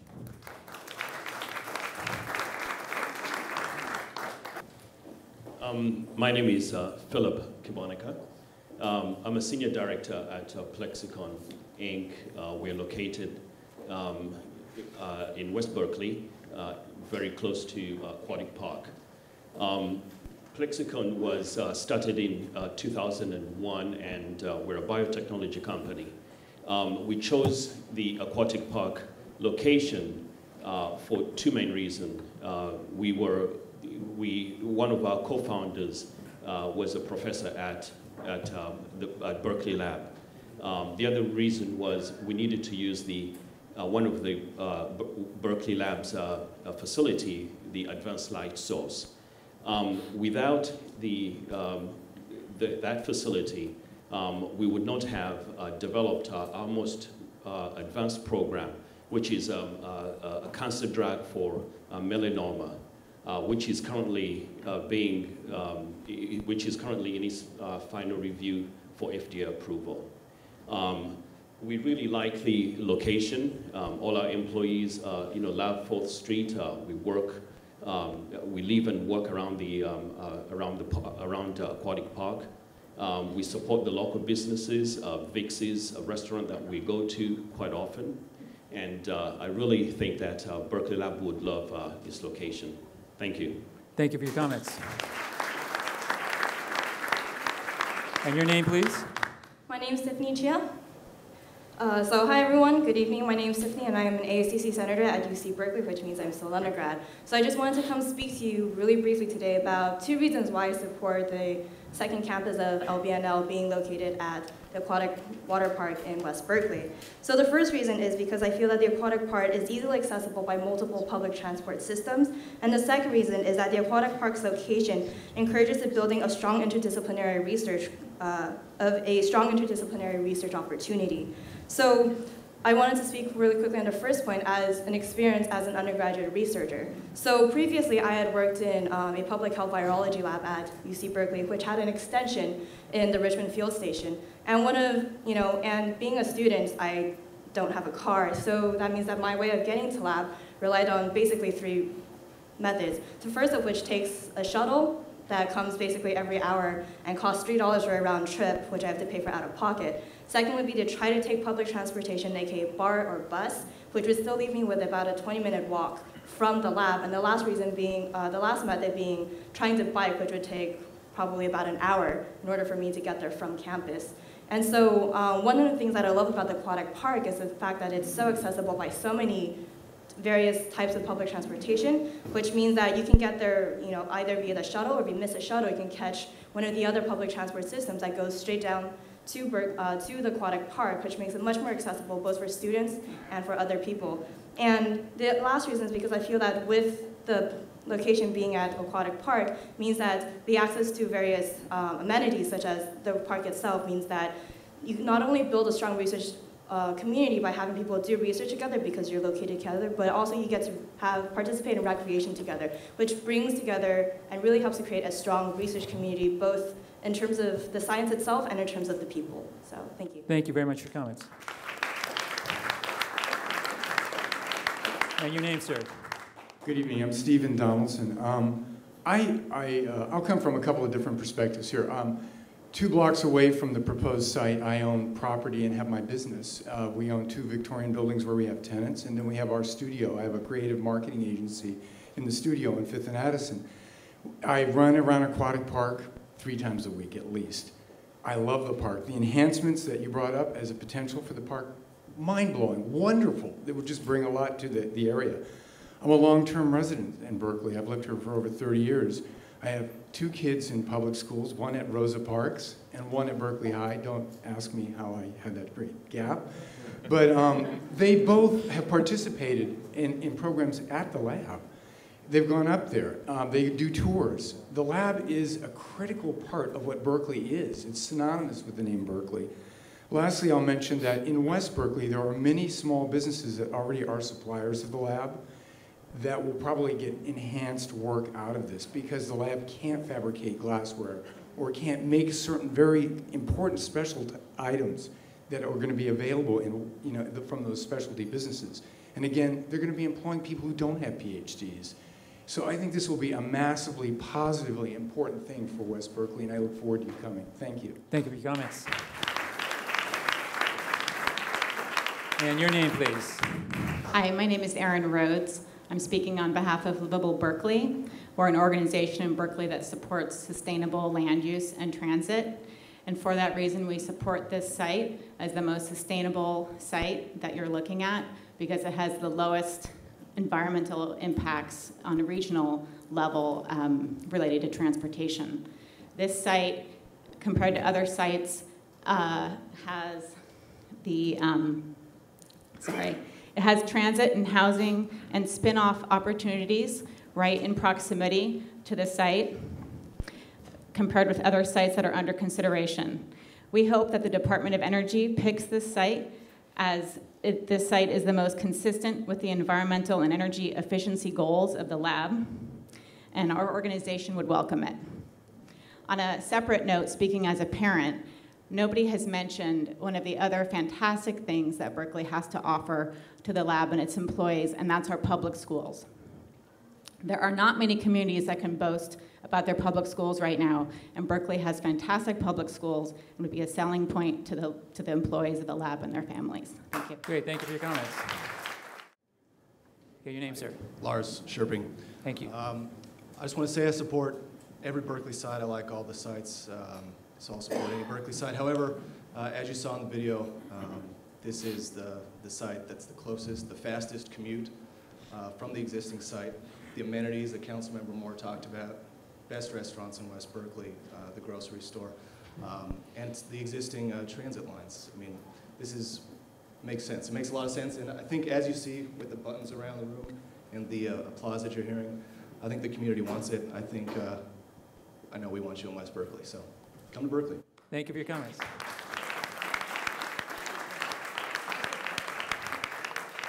And your name, please. Hi, I'm Molly Fraker. I'm Executive Director of Berkeley Public Education Foundation, which is also known as BPEF. And thank you, Aaron, for the great words about our public schools. The mission of BPEF is to inspire and empower an extraordinary education for every child. And one of the ways we do that is by encouraging educators to tap into the exceptional resources in our city that are outside of the classroom, just like Glenn Wolkenfeld mentioned, particularly when it comes to science. We currently have a fantastic relationship with LBNL through a program in which we fund the participation of every 5th grader to come up to the lab and participate in a workshop and get a tour up there. It's a terrific program, very exciting. We also fund a nonprofit called Community Resources for Science, which has a wonderful program of professionals who volunteer in the schools from places like the lab and the university, and that's a wonderful program that with more scientists in the community we could tap into. Ready access to all these exceptional resources is such an asset to our Berkeley schools. It's a great inspiration. BPEF is here to strongly encourage LBNL to locate its expanded facilities in Berkeley, both to build on our own partnerships and to see the expansion of laboratory training, science, and math opportunities that K-12 students can aspire to and try and reach as they grow into their careers and their further education. As an organization, we recognize that reading and writing and math are very heavily emphasized in our schools, and that it takes initiative, inspiration, and knowledge to keep science equally high on academic agendas and to integrate it throughout the curriculum. We believe that the synergy and the muscle of a single Berkeley presence of LBNL will go a long way towards making the sciences even more visible as essential, accessible, and exciting fields of study for our students. Thank you very much. Thank you very much for coming. And your name, sir? My name is Ali Kashani. I have lived and worked in Berkeley for over 30 years. As an infill housing developer, I have closely watched and or participated in our community battles over development. And I just want to point out that I know that you guys already know you want to stay in Berkeley, but you're thinking about, oh, how are we going to deal with the community uproar? I want to just point out to you that there's a new regime in Berkeley. We have new political leadership. Nobody has talked about this tonight. We have an amazing new political leadership in Berkeley that has learned from taking 4 years to get Berkeley Bowl in West Berkeley, that has learned from watching local incubators start and then leave Berkeley, that has learned from 6 years of trying to do a downtown plan project in our downtown. So you come in at a point where you're going to benefit from the wonderful leadership that we have that is determined to make your second campus the Berkeley's economic stimulus plan, and we hope you will keep that in mind and stay in Berkeley. Thank you. Thank you for your comments. And your name, please? Good evening, I'm Debbie Bellish. I'm the Executive Director of Biotech Partners, a nonprofit that's located here in Berkeley. And we encourage you to locate your campus in one of the proposed Berkeley sites. We sponsor biotech academies at Berkeley High School as well as in Oakland High Schools, and a community college program as well, serving disadvantaged youth from populations underrepresented in the sciences. And I'm glad the gentleman before mentioned our young children from minority populations and what can we do and what should we do for them here in Berkeley. LBNL scientists have partnered with our organization to provide hands-on training for our high school and community college interns. Other local institutions and companies also partner with us to provide training and funding, including Bayer Healthcare, Kaiser Permanente, Libby Labs, J-Bay, USDA, to name a few. We know from feedback received from these folks that employees who mentor our students have higher job satisfaction and retention rates. We provide a pipeline of trained, skilled, job-ready workers for the life science industry. LBNL has hired many of our graduates, several of our graduates, I wish it was many. Bayer has hired nearly 50, and many of the other institutions I mentioned have hired them as well. Most of these hires are Berkeley residents, and I can assure you that the community appreciates the opportunity that each company and institution has provided for its youth. I believe LBNL can further its good relations with Berkeley community by continuing to partner with biotech partners and with the Berkeley Public Schools. Hiring local residents is not only the right thing to do for the community, it's the right thing to do for LBNL. Berkeley has a wide variety of highly skilled and educated residents available to work at LBNL. Many already do, and biotech partners can provide more. Sorry, you're over your time, so could you wrap it up, please? Last thing. Okay. Please be a good neighbor and reap the benefits of being such. Please stay in Berkeley. Thank you. Thank you for your comments. And your name, sir? My name is Edward Moore. I am a lawyer. I live in West Berkeley. I live at 9th and Dwight. I've been there 30 years. It's Berkeley's reputation for the humanities that brought me here from the East Coast.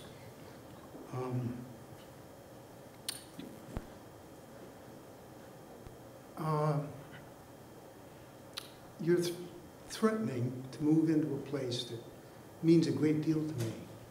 I think we'd be blessed to have your presence in West Berkeley.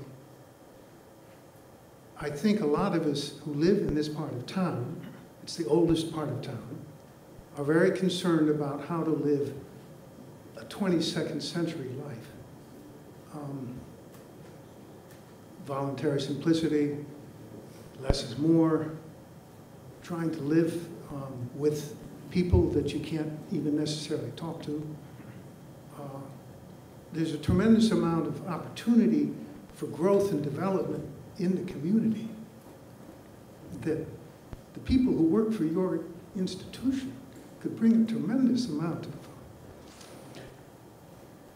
of wealth, and not monetary wealth, but a humanity to our community, this part of town that could help us grow into the 22nd century. We're concerned about the scale of the development. We want it kept low. We have a city council that can't seem to distinguish between the need for a 75-foot height ceiling for a production building and the lack of a need for a 75-foot building for housing. So that's a fight we've been going on now for a couple of years. And we're still struggling to have an appropriate kind of development so the community doesn't end up looking like southern Alameda County. And that's what I'm hoping you're going to bring to West Berkeley. Thank you. Thank you. Your name, sir? My name is Tim Frank.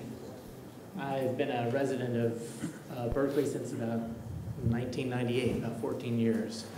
I'm a sustainability advocate and have been for more than 20 years, and have worked in the area of sustainable development. And about 10 years ago, I got involved with the project looking at an interdisciplinary approach to sustainability, incorporating green building and new urbanism and smart growth into a more comprehensive approach to looking at green building. Because one of the critiques of green building over the long haul has been that it started out with ignorance about looking at location efficiency and things like that. And we know that, for instance, here in the Bay Area, that in part because of our very low heating and cooling loads, because of the nice climate, that the vast majority of our climate emissions are associated with the transportation sector. Now, you don't get that at just looking at the building envelope. So if you want to look at a project and think about how to make it sustainable, you have to consider the architecture of the building, you have to consider the location, you have to consider the community design. And what really excites me about the LBL proposal for the Aquatic Park site is that it really offers an opportunity to actually hit a home run on all of these fronts. I think that should be your ambition, and I think that you clearly have the opportunity to do that. And you've got a team here to work with that I think is extraordinary, and I'm really proud to support them. 30 seconds.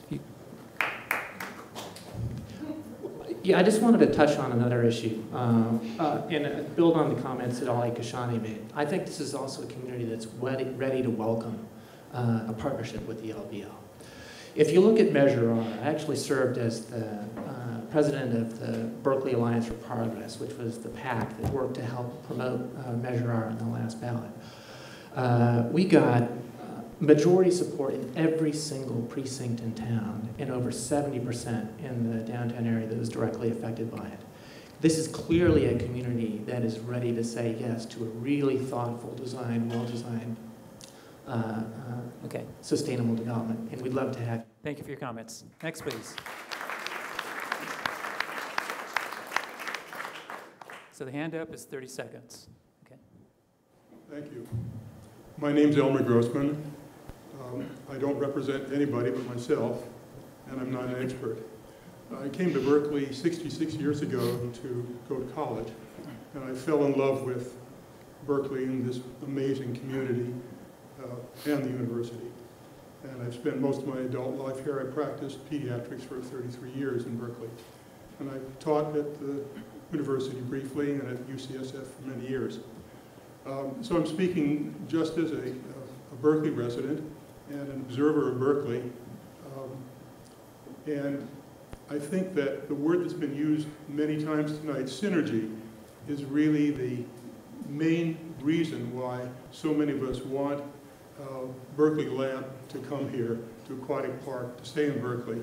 The synergy between this amazing community, diverse, wonderful, somewhat crazy, our magnificent university, and LBL has been immensely productive. It's been very good for Berkeley. I think it's been very good for the university and very good for Berkeley Lab.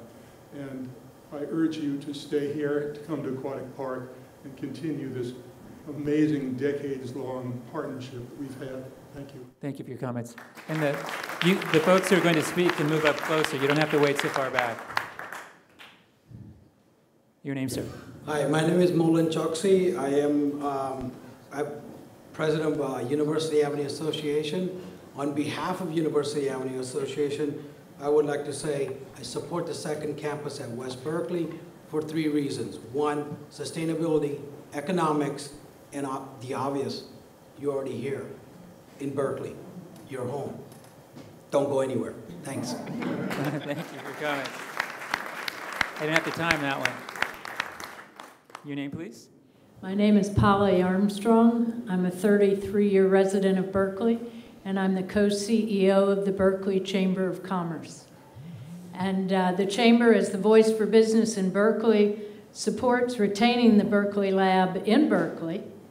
We want the exciting intellectual influence you bring. We want to capture your spin-off businesses. And we want our young people and our service businesses to benefit from the lab employees and the lab activities in West Berkeley. But from a different perspective, I am personally dedicated to the lab as a 3rd-generation cancer person in my family. I've observed the work that Mina Bissell and her group have done up on the Hill for all these years. I've taken friends who are cancer specialists up there to meet with her and to benefit from her and the work they do. And I'm the only one who's survived, and I'd like to think that part of what the lab has done has helped. I'm also the parent of a young person with cystic fibrosis. And the idea that the lab and the bioscience work it does would be right here in Berkeley is of great personal importance to me. So, for the city that we love, for my chamber members, and for my family, I encourage the lab to stay in Berkeley. Thank you. Thank you for your comments.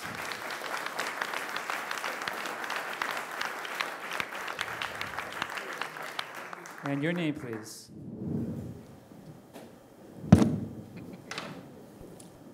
Good evening. My name is Pamela Sivola, and I'm with the Committee to Minimize Toxic Waste here in Berkeley.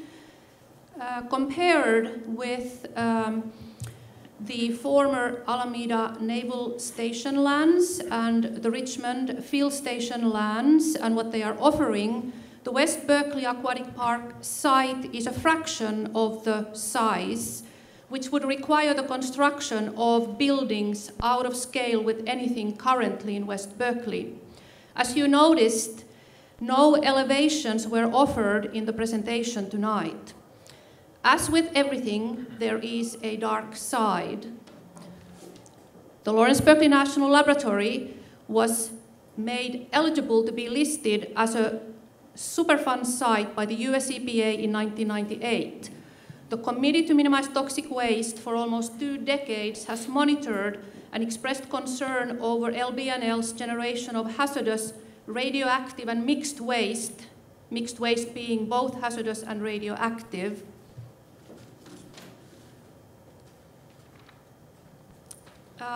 We have a question. Does LBNL plan to establish a second hazardous waste handling facility on the second campus?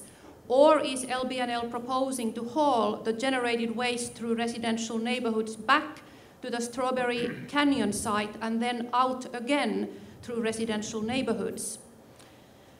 What kinds of waste is the second campus projected to generate? What are the quantities?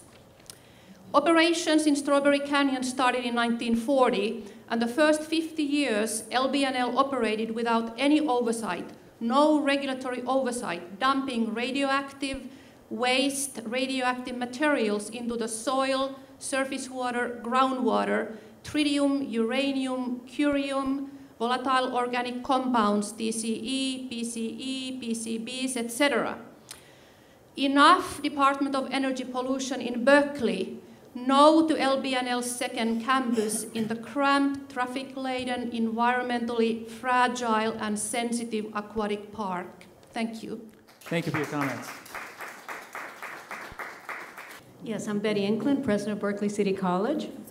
Lawrence Berkeley Lab and Berkeley City College have been partners for a long time in producing excellent educational opportunities for the next generation of scientists. The lab provides important internships that are critical to the sciences. Where Berkeley City College is concerned, opportunities for our biotechnology and our bioscience students. Our college is basically positioned to expand our offerings in bioscience, biotechnology in our college. Lawrence Berkeley National Laboratory educates a wide spectrum of future scientists who represent many ethnicities and economic backgrounds, definitely consistent with our values at our community college. The city of Berkeley, and in particular, this site, provides an intellectual hub for education and leadership in scientific discovery. Lawrence Berkeley Lab's presence provides a strong foundation that contributes to the community's excellent reputation in the sciences, and thus it creates a climate for sustained local economic development, which contributes to the highest aspirations of human potential. The lab also provides a rich resource of prospective science instructors and mentors. This location is emerging as a thriving center for innovation with new and established entrepreneurs who benefit from it. I strongly encourage Lawrence Berkeley Lab and the City of Berkeley to continue their long-standing partnership, one that has enriched the lives of our residents and our community at large for many decades. This project makes sense from a standpoint of economic development, education, science, and sustainability. Thank you for your comments. Thank you. We're going to let the meeting run a little bit over time, so with the remaining speakers, please keep that in mind. If you could even shorten your comments, make them even briefer, that would be great. Thank you. Your name, please. I'm Zelda Bronstein. I'm a former chair of the Berkeley Planning Commission of Berkeley, and I'm a current Berkeley resident. I'm hearing a lot of wishful thinking here tonight, and I want to discuss it with respect to three issues: jobs, heights, and artists. I attended a meeting of the Berkeley Chamber of Commerce in June at which lab spokesman Sam Chapman, who's here tonight, talked about the second campus. Councilmember Linda Meyer was there, and mindful that her constituents are concerned about the heights of the lab at the Aquatic Park campus site, she asked him if the lab would be willing to commit to buildings no higher than 6 stories, which is already higher than the current 45-foot limit. And Mr. Chapman was candid. He said no, he couldn't say that. It depended on the size of the site. The smaller the site, the higher the buildings. This is the smallest site. It's 12 acres. And as a previous speaker observed, there are 2 4 stories, but there were no actual elevations given, and there was also no square footage given. The lab ultimately wants to build out to 2 million square feet, 2 to 4 stories. I don't think so. Secondly, jobs. Mr. Chapman was also asked at that meeting if the lab would generate new jobs. He said no, not initially. This facility the second campus is going to consolidate other existing facilities. There will be no new jobs at the lab. Maybe after 2016, which is when it's going to be finished, but not before then and not at that point. And finally, artists. Yes, there are 1,000 artists in West Berkeley. And the reason there are 1,000 artists in West Berkeley is because of the zoning that the new leadership that Mr. Kashani mentioned in our city, our mayor and council majority, is now they are dismantling the zoning that protects those artists. That's the zoning that supports 300 manufacturers and their 6,000 to 7,000 employees. Artists are considered part of the industrial sector in Berkeley. It's just, we're talking pipe dreams here. People need to look at the facts and listen to what the lab is actually saying and what the developers are not saying. Thank you. Thank you for your comments. Let's have the speakers please move up so you can be ready to go. Your name, please. Good evening. My name is Christopher Stevens. I'm a full-time student at Berkeley City College, and I'm in favor of keeping the Lawrence Berkeley National Lab in Berkeley. The Lawrence Berkeley National Laboratory is fundamental to students who attend Berkeley City College and have an expressed interest in the science and mathematic fields. Berkeley City College students are able to get hands-on science experience through internships and laboratory activities. These experiences provide students from many different backgrounds with the opportunity to further develop their passions for science while allowing them to foster new invigorating ideas that are fundamental to keeping the city of Berkeley a national capital for academia. UC, CSU, and community college students, such as those that attend Berkeley City College, are able to learn new skills that not only help them pioneer new ideas in science, but also in broader areas of learning. These students are provided with the opportunity to work in state-of-the-art laboratories and develop research projects, ultimately creating future scientists and researchers in the Berkeley area. These experiences make a critical difference in the lives of many students who are from disadvantaged backgrounds and who have families with little history of college attendance. Lawrence Berkeley National Lab must stay in Berkeley not only for the reasons that I previously mentioned, but also because it will continue to allow Berkeley City College's science department to foster connections with the Lawrence Berkeley Laboratory. This allows passionate Berkeley College students to develop a strategic plan for researching and exploring the science field while still in the community college. This opportunity is a rarity among community colleges and allows students at Berkeley City College to further explore their science interests while improving their math and science skills. We're under 30 seconds now. Most importantly, I believe that the Lawrence Berkeley National Laboratory must stay in Berkeley because it is a fundamental tool that has become a part of Berkeley. For decades, it has provided ordinary students and ambitious citizens at Berkeley City College with opportunities unavailable anywhere else. It provides employment opportunities in the science fields to local students while serving the community of Berkeley as a whole. These students depend on the tools they gain at Lawrence Laboratory, and we must all work together to ensure that students who are forgotten and are given the skills to not only succeed in science, but to also succeed in their community as role models and as teachers. Thank you. Thank you very much for your comments. Next, please. Your name? Good evening. My name is Jim Novosel. I am I'm a city planning commissioner, and I'm also a trustee of the Berkeley Public Library. But tonight I speak to you as an individual who's lived in Berkeley for over 45 years, starting from the FSM days, and who loves and really appreciates this great community. I welcome you to look at the West Berkeley sites because they are the best sites I think that you can get. It is the only site, the West Berkeley sites are the only sites that are not an island. They're the only sites that are not isolated from the community that they wish to serve by freeways or by waterways. It is an urban site, and with that, it is inherently going to be a site with strong politics. And that is just the nature of urban. It is surrounded by businesses, residents, artisans, factory owners, manufacturers, whose voices and whose concerns must be represented and respected. It's just the nature of an urban setting. I implore you to look past the short-term struggle that you're going to have with the politics in Berkeley and look basically at the long-term benefits that you will have for your staff, for your colleagues, for your visitors, for your sponsors who will use the new lab. It's just not your staff going out to lunch around the block that's important, but it's the fact that you're serving the community and developing a second world-class that will basically reduce barriers to scientific collaboration, which I believe your deputy director mentioned last night. So don't feel daunted by the political process. Join us, and I welcome that you look in Berkeley. Thank you for your comments. Next, please. And you are? Hi, my name is Brian Ng. I'm a co-founder of a new startup in the clean tech industry. We make energy storage, and our vision is to take a lot of the problems in renewable energy, like controlling when not being able to control when the sun shines or when the wind blows, and use energy storage to release energy into the grid appropriately.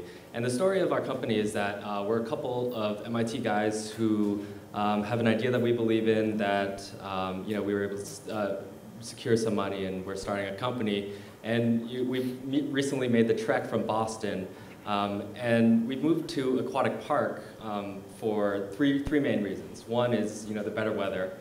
Two is a lot of the things that were mentioned in the presentation, the nature, the vibrant culture. And the third thing is the great ecosystem that already exists in Berkeley. You have an incredible amount of valuable scientific resources with LBNL and Cal Berkeley. And the city is already on a great trajectory to promote clean tech.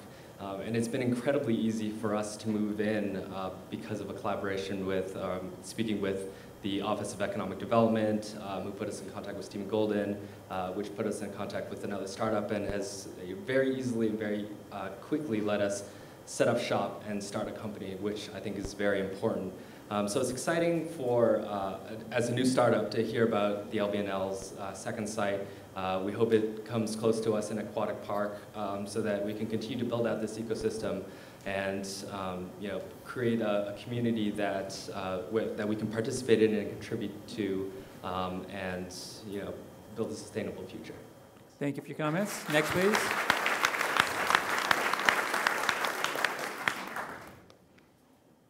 Good evening. That light's pretty bright. And I'm Trina Ostrander, Manager of Public Policy and Communications at Bayer Healthcare.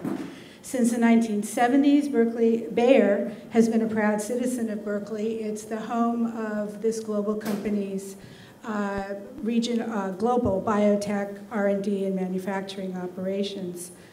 We're here to tell you from that experience that Berkeley has a lot to offer the lab, we believe, in terms of practical amenities, cultural richness, and scientific synergies.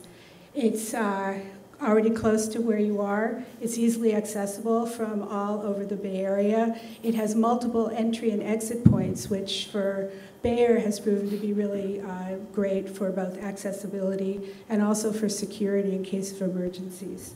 The infrastructure is already in place. We have transit, mass transit, shuttles, childcare centers. I won't tell you again about all the great food in the neighborhood, but it already is there. For us, most importantly, Berkeley is already one of the largest centers of innovation, scientific innovation in the world. Our life sciences people, and I know that people from the cluster of small and large companies that are already in Berkeley would really look forward to having free, informal access to the minds and opinions of our colleagues at LBNL. We can also collaborate on existing work that we're doing in things like mass transit and alternative transportation, science education, including biotech partners and other programs that we're talking about, workforce development for disadvantaged students that we've been doing for 20 years. So these are synergies that make places like Mission Bay so attractive, and we hope you'll help Bayer build West Berkeley into one of those kinds of places. Thank you. Thank you for your comments.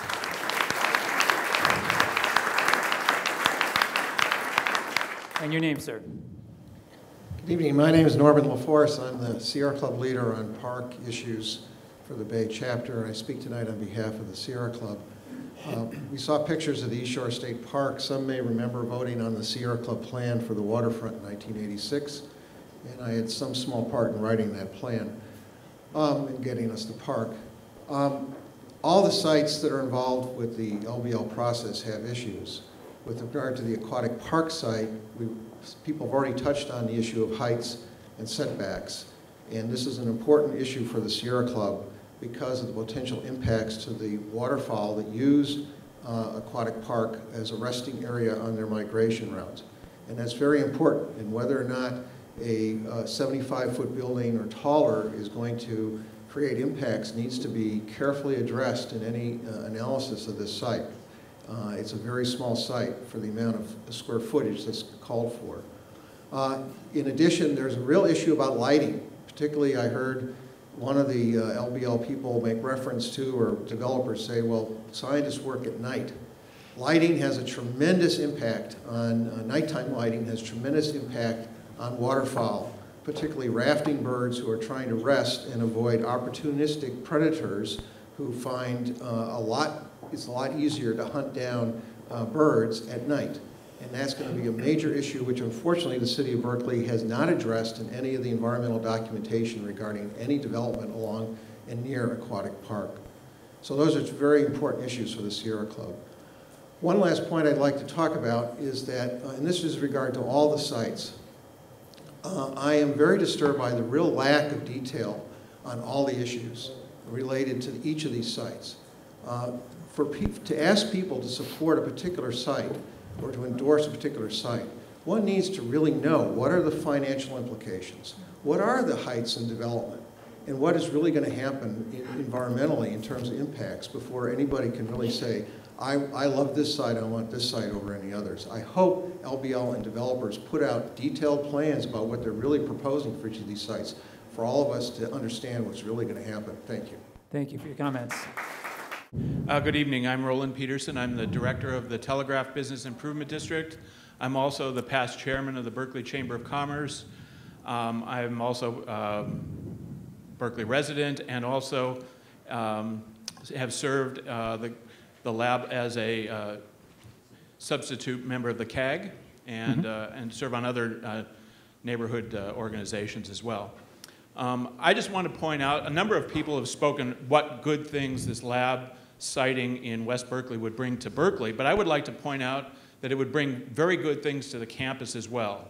I would particularly like to highlight the symbiosis between the startup companies in Berkeley, of which there are dozens, and the lab and the Berkeley campus. On behalf of the Telegraph Business Improvement District, we supported and actively endorsed the locateinberkeley.com site that was very recent to help startup companies locate in Berkeley near campus. We also supported the Chancellor Grant application for the Startup Cluster Skydeck, which is again for startup businesses spin-offs from the campus, both Berkeley and the lab as well. We believe that this access and close access in West Berkeley to the two campuses benefits the lab more than ever. And then secondly, I've read in a number of media accounts that you want to be within 20 minutes travel time from your current Hill campus to this second campus. I would suggest to you that given traffic data that there's no way you could make some of those locations in 20 minutes at reasonable hours short of a helicopter. You need to stay in Berkeley if you want to be within 20 minutes of the campus. Okay, thank you. Thank you very much. My name is Tony Mester. I have a question about the enlargement of Aquatic Park that you mentioned. Aquatic Park is 100 acres. It's approximately 60 acres of lagoon and 40 acres of upland. Where are you getting the 2 acres from? Is that a comment? I asked. I want to know. We're doing, please reframe your question as a comment. I want to know where the 2 acres are coming from because I believe you're filling that there's a landfill issue here.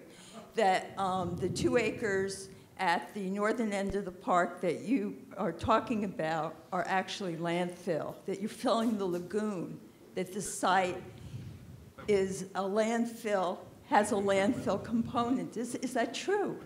No. Jeff, we can answer that. Not true. No, I appreciate that comment. No, actually, the park that we're indicating is on the Jones and Golden property.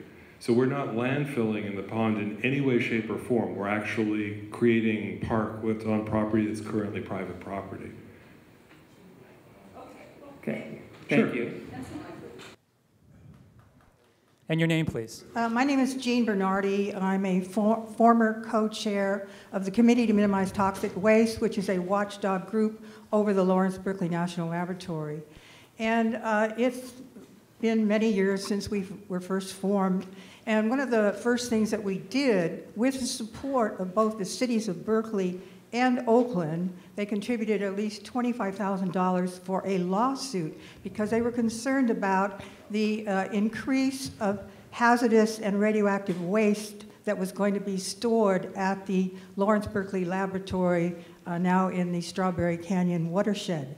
So I want to emphasize that labs do produce toxic hazardous waste. Some of it is radioactive. When it's radioactive and hazardous, it's called mixed. So if you ever hear mixed waste, realize it's radioactive. Unfortunately, that lawsuit was not won.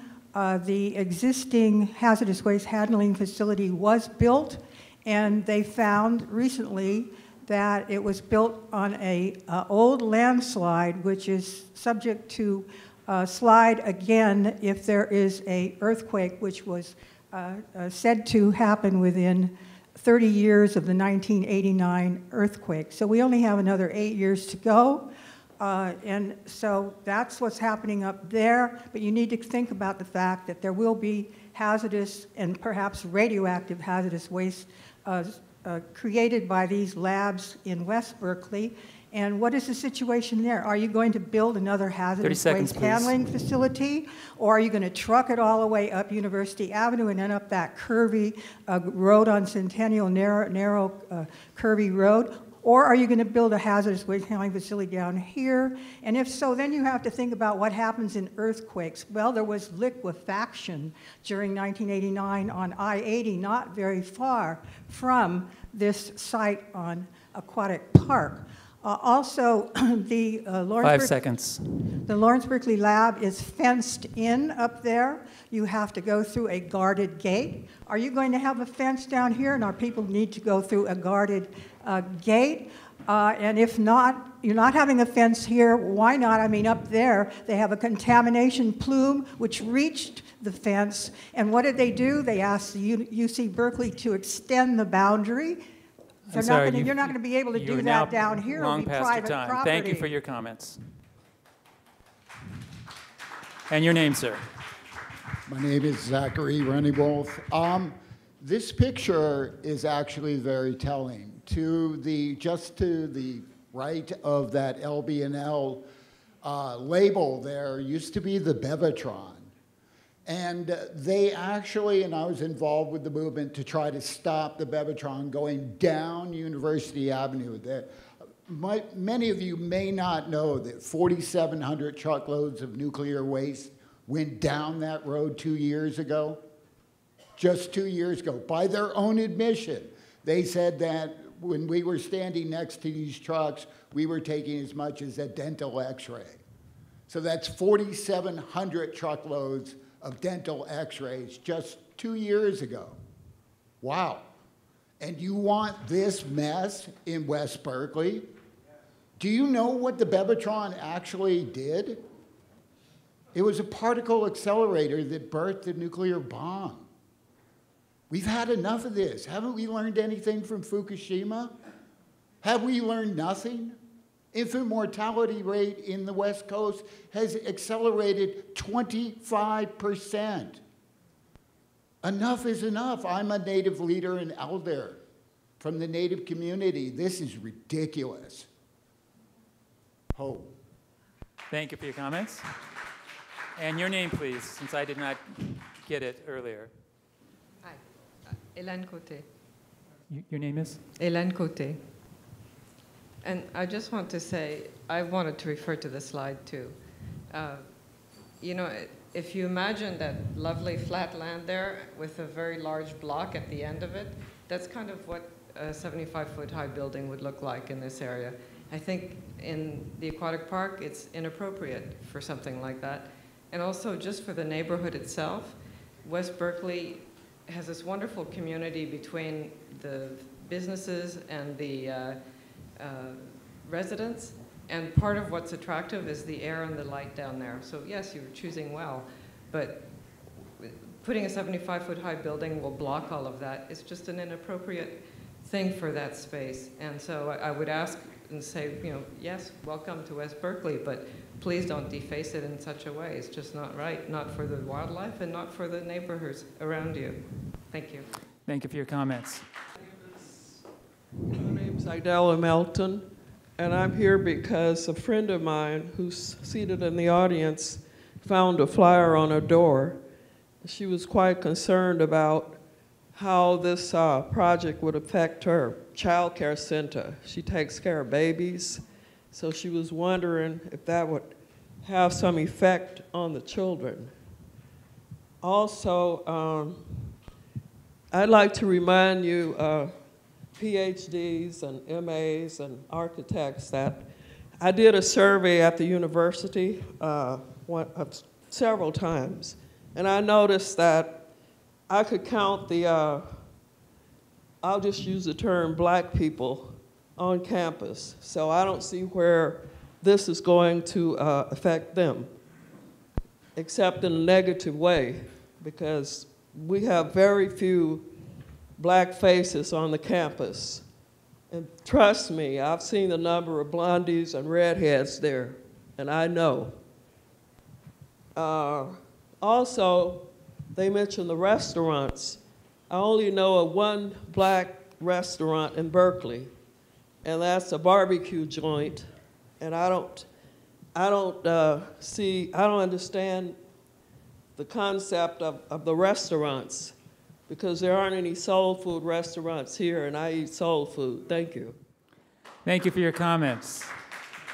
With that, thank you, citizens of Berkeley. Thank you, presenters. Thank you, staff. This meeting is now officially closed.